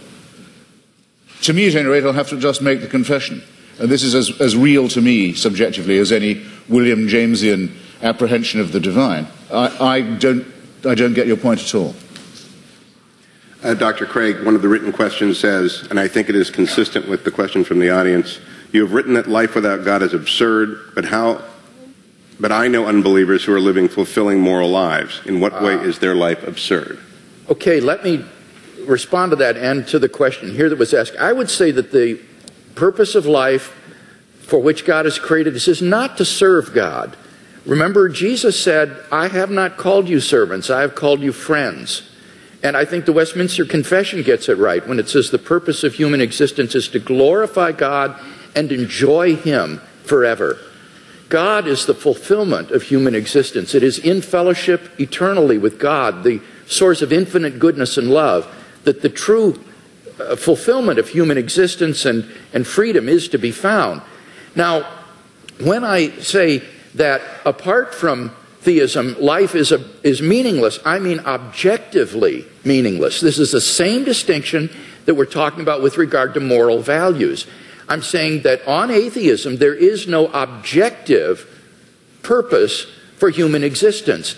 As Mr. Hitchens recognizes, eventually the universe will grow cold, dilute, dark, and dead as it runs down toward maximum entropy and heat death, and all human existence and life will be extinguished on an atheistic view of the future of the universe. There is no purpose for which the universe exists. The litter of a dead universe will just expand into the endless darkness forever, a universe in ruins. Now, of course, one can still live one's life as an illusion, thinking, well, the purpose of life is to, say, hit 40 home runs and steal 40 bases every year, you know, in the major leagues, and you draw the meaning of your existence from that. But that's not really the meaning of your existence. That's just a subjective illusion. In fact, your existence on atheism is objectively meaningless. So that's the distinction that I was making. Again, it's between objective and mere subjective illusion. Well, I think it has it exactly the wrong way around. You see, as I was beginning to say earlier, we didn't have time in the question period.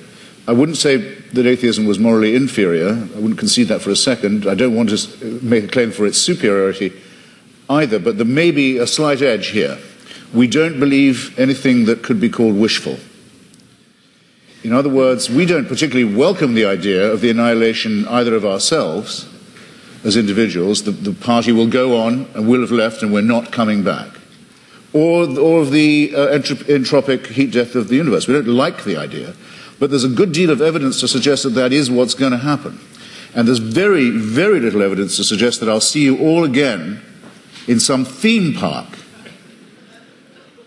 One nice and one nasty experience. There's absolutely no evidence for that at all. So I'm willing to accept, on the evidence, conclusions that may be unwelcome to me. I'm sorry if I sound as if I'm spelling that out, but I will. Now, you want to know what makes my life meaningful? Generally speaking, it's been struggling myself to be free, and if I can say it without immodesty, Mr. Hewitt kindly said it for me, too flatteringly beforehand, but trying to help others to be free too. That's what's given a lot of meaning to my life and does still, the solidarity with those who want to be as free as I am, partly by luck and partly by my own efforts and the efforts of others. Well, one obstacle to liberty, and that's why I mentioned it, and gave so many examples of it in history and in the present day, is the poisonous role played by fellow primates of mine who think they can tell me what to do in the name of God because God's told them that they have this power. So that's one thing I'd like to be shot of right here in the here and now. And my suspicion is, if you really ask the religious where do they want power and what's the world they care about, the next one or this one, it'll be this one every time, because they too know perfectly well that this is the only life we've got. Yeah, I don't think that's true. It seems to me that on the basis of the resurrection of Jesus, that we have grounds for the hope of immortality. This is the foundation upon which the Christian hope is predicated. So again, it gets back to whether or not one has good grounds for thinking that Jesus was who he claimed to be and that God raised him from the dead. Because if he did, then there is hope of immortality. But then I return your question to me, I return it to you in a different form. If there's going to be a resurrection, an ingathering, if in the end all injustices will be cancelled, all tears dried, all the other promises kept, then why do you care what happens in this brief veil of tears? Why do the churches want power in the here and now? Why do they want to legislate for things like abortion or sexuality or morality? Why bother? I mean, isn't it just as much the case, as Dostoevsky says about atheism, that without God all things are possible, that with God all things are thinkable too? Not at all.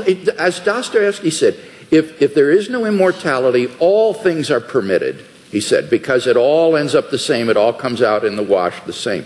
But if there is a God who exists, who loves human beings and has created them in his image and endowed them with intrinsic moral value and unalienable rights, then you have every reason to treasure other persons as ends in themselves. And the desire of pro-life persons to champion the lives of the unborn or the lives of the dying isn't a power grab, Mr. Hitchens. It's because they genuinely care about the lives of innocent human beings that they believe are being wantonly destroyed. So it's a very positive motivation. Agreed, but there are perfectly good humanist motives for doing all those things, and if you want to have a reason for caring about the survival and health and well-being of others, the idea that you might depend on them for the only life you've got, and they on you for solidarity, is just as good an explanation for right action. Per contra, if people think God is telling them what to do, or they have God on their side, what will they not do? That's what I meant by the reversal of the Dostoevsky question. What crime will not be committed? What offence to justice and to reason and to humanity is not regularly committed by people who are convinced that it is God's will that they do that? If they commit such atrocities, it is only because they act inconsistently with their worldview rather than in line with it. Jesus would not have been a guard at Auschwitz or someone who would take away the human rights of another person. You need to ask what kinds of actions are sanctioned by a worldview. And on atheism, as Dostoevsky said, it seems everything is permitted. Humanism, without God as a basis for humanism, is just a form of speciesism, a bias in favor of your own species. I think Christianity affirms the real basis for humanism. Auschwitz is the outcome of centuries in which the Christian Church believed that the Jewish people had called for the blood of Jesus of Nazareth to be on their head for every generation. It's only in one verse in the Bible, I know, but it happens to be the verse the Church picked up on. I don't say Jesus would have been a guard there. That's not the point. The point is that this is not an aberration of religion. It is a scriptural injunction, as is the one to kill the Amalekites, as is the one to mutilate the genitals of children. The issue is, would Jesus have been a guard at Auschwitz? Because insofar as people who claim to be his followers were guards at Auschwitz, they were acting inconsistently and in defiance of the ethic of Jesus of Nazareth. Well, you should tell that to the Vatican. I mean, we know Paul Johnson, in his very friendly history of Christianity, says that up to 50 to 60% of the Waffen SS were practicing, confessing Catholics in good standing. No one was ever threatened with discipline by the Church, with excommunication, for example, for taking part in the final solution. The only Nazi ever excommunicated by the Church was Joseph Goebbels, and if you like, I'll tell you why. To the student. His wife was a divorced Protestant. Excuse me, Christianity does have some standards. Next student. I'd just like to thank both of you guys for being here. And in the interest of fairness, I know I'm playing devil's advocate here, pun intended, but I think since almost all of the questions are going to be directed towards Mr. Hitchens, I think we should have one for Dr. Craig. They're all for both of us. For Dr. Craig, what do you think about Epicurus' argument that if God is omnibenevolent, omniscient, and omnipotent, if he knows about kids in Africa and that are born with AIDS, what do you think about him suggesting, him not intervening and him not changing that fact? That's a question that I've always struggled with. So I'm just wondering, could you expand on that? And I'd also like your input on it. The problem of evil and suffering has been greatly discussed by philosophers, and I think there's been genuine progress made in this century on this problem. I think it's important to distinguish between the intellectual problem of suffering and the emotional problem of suffering. Because these are quite different from each other. In terms of the intellectual problem of suffering, I think that you need to ask yourself, is the atheist claiming, as Epicurus did, that the existence of God is logically incompatible with the evil and suffering in the world? if that's what the atheist is claiming, then he's got to be presupposing some kind of hidden assumptions that would bring out that contradiction and make it explicit, because these statements are not explicitly contradictory. The problem is no philosopher in the history of the world has ever been able to identify what those hidden assumptions would be that would bring out the contradiction and make it explicit. On the contrary, you can actually prove that these are logically compatible with each other by adding a third proposition, namely, that God has morally sufficient reasons for permitting the evil in the world. As long as that statement is even possibly true, it proves that there's no logical incompatibility between God and the suffering in the world. So the atheist would have to show that it is logically impossible for God to have morally sufficient reasons for permitting the evil and suffering in the world, and no atheist has ever been able to do that. So the logical version of this problem, I think, is widely recognized to have failed. Those atheists who still press the problem, therefore press it as a probabilistic argument. They try to say that given the evil in the world, it's improbable that God exists. Not impossible, but improbable. Well, again, the difficulty there is that the atheist has to claim that if God did exist, then it is improbable that he would permit the evil and suffering in the world. And how could the atheist possibly know that? How could the atheist know that God would not, if he existed, permit the evil and suffering in the world? Maybe he's got good reasons for it. Maybe, like in Christian theism, God's purpose for human history is to bring the maximum number of people freely into his kingdom to find salvation and eternal life. And how do we know that that wouldn't require a world that is simply suffused with natural and moral suffering? It might be that only in a world like that the maximal number of people would freely come to know God and find salvation. So the atheist would have to show that there is a possible world that's feasible for God, which God could have created, that would have just as much salvation and eternal life and knowledge of God as the actual world, but with less suffering. And how could the atheist prove such a thing? It's sheer speculation. So the problem is that as an argument, the problem of evil makes probability judgments which are very, very ambitious and which we are simply not in a position to make with any kind of confidence. Now, I recognize that that philosophical response to the question doesn't deal with the emotional problem of evil. And I think for most people, this isn't really a philosophical problem. It's an emotional problem. They just don't like a God who would permit suffering and pain in the world. And so they turn their backs on him. What does Christianity have to say to this problem? Well, I think it has a lot to say. It tells us that God is not some sort of an impersonal ground of being or an indifferent tyrant who folds his arms and watches the world suffer. Rather, he is a God who enters into human history in the person of Jesus Christ. And what does he do? He suffers. On the cross, Christ bore a suffering of which we can form no conception. Even though he was innocent, he bore the penalty of the sins of the whole world. None of us can comprehend what he suffered.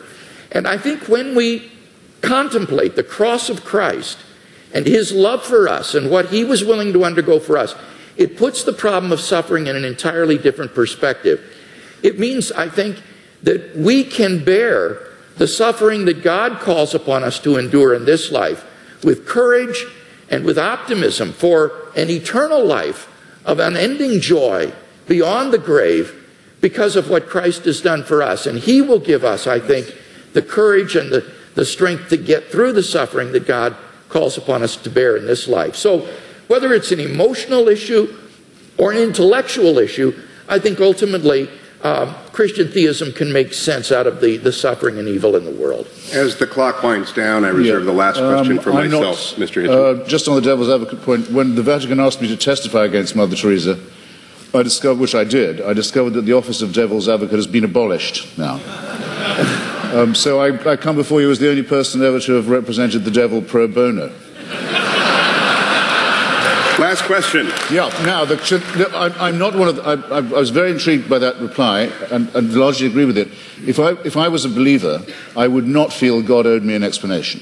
I'm not one of those atheists who thinks you can go around saying, complaining. I mean, if you make the assumption that there is a deity, then all things are possible. You just have to be able to make that assumption. At our debate in Dallas the other day, I mentioned the case of Fräulein Freisel, the Austrian woman who was imprisoned in a dungeon by her father for a quarter of a century and incestuously raped and tortured and kept in the dark with her children for 25 years. And I asked people to imagine how she must have beseeched him, how she must have begged him, and how the children must have, and how they must have prayed, and how those prayers went unanswered, and those beggings and beseechments went unanswered for 25 years. And Douglas Wilson's reply to me was, God will cancel all that, and all those tears will be dried. And I say, well, if you're capable of believing that, then obviously what that woman went through and her children went through was perfectly worthwhile. And her father was all that time, without knowing it, and apparently not particularly wishing it, an instrument of the divine will. And as I have said to you before this evening, had occasion to say, you're perfectly free to believe that if you wish. To conclude. I do. You could, Mr. Hitchens, you've got 4,000 people here, tens of thousands more watching. You could do the same exchange at Wheaton, at Westmont, at Azusa Pacific, at Point Loma, at Notre Dame, at every great Christian university in the United States. Why do you think so many people come out to see debates with accomplished people like Dr. Craig and you? It's a time for this great question to come up again. I think there are two reasons for it. One is the emergence of a very aggressive theocratic challenge in various parts of the world. We are about to see a long-feared nightmare come true, the acquisition of apocalyptic weaponry by a messianic regime in Tehran, which is already enslaving and ruining a formerly great civilization. We see the forces of Al-Qaeda and related jihadists ruining the societies of Iraq, of Afghanistan, Pakistan. We see Jewish settlers stealing other people's land in the name of God in the hope that this will bring on a messianic combat and the return of the Messiah. And even in our own country, we're not free from people who want to have stultifying nonsense taught to children in school and in science class. So there's that. It's in the news all the time. And then there's the existence of a very small group, of which I'm very proud to be a part, that says it's time to take a stand against theocratic bullying and is willing to go anywhere to debate these matters and put these great questions to the proof. So, thank you for giving me the chance. Yeah,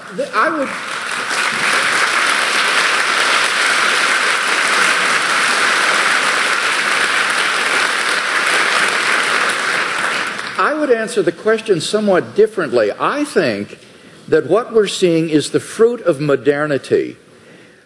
In the Enlightenment, the church and the monarchy were thrown off in the name of free thought and unshackled human inquiry. And the thought was that once mankind was freed from the shackles and bondage of religion, that this would produce a sort of humanistic utopia. And instead, I think what we've come to see is that the fruit of the naturalistic worldview is that mankind is reduced to meaninglessness, valuelessness, and purposelessness. And that therefore the question of God's existence has become all the more poignant in our age because we're beginning to question, I think, the fruit of modernity and questioning scientific naturalism. I'm privileged to be part of a revolution in Christian philosophy that has been going on over the last half century that has literally transformed the face of Anglo-American philosophy. As the scientific, naturalistic, atheistic worldview has been challenged in the name of reason and philosophy, and the theistic worldview reasserted. And I believe that we're seeing a tremendous groundswell of interest among lay people as this revolution is beginning to filter down to the man in the street. So I would see us as beginning to question the assumptions of modernity and the bitter fruits of modernity that have been so evident in the 20th century. And I'm hoping that this will lead to a tremendous renaissance in Christian thinking and Christian faith. To wrap up, then,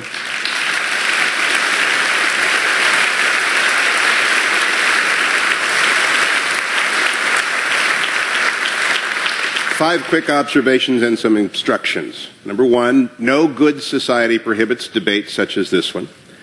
Number two, only confident faith welcomes them. Only extraordinary universities stage them. And only very accomplished scholars and intellectuals can make them interesting and entertaining. Please join me in welcoming and thanking our panelists.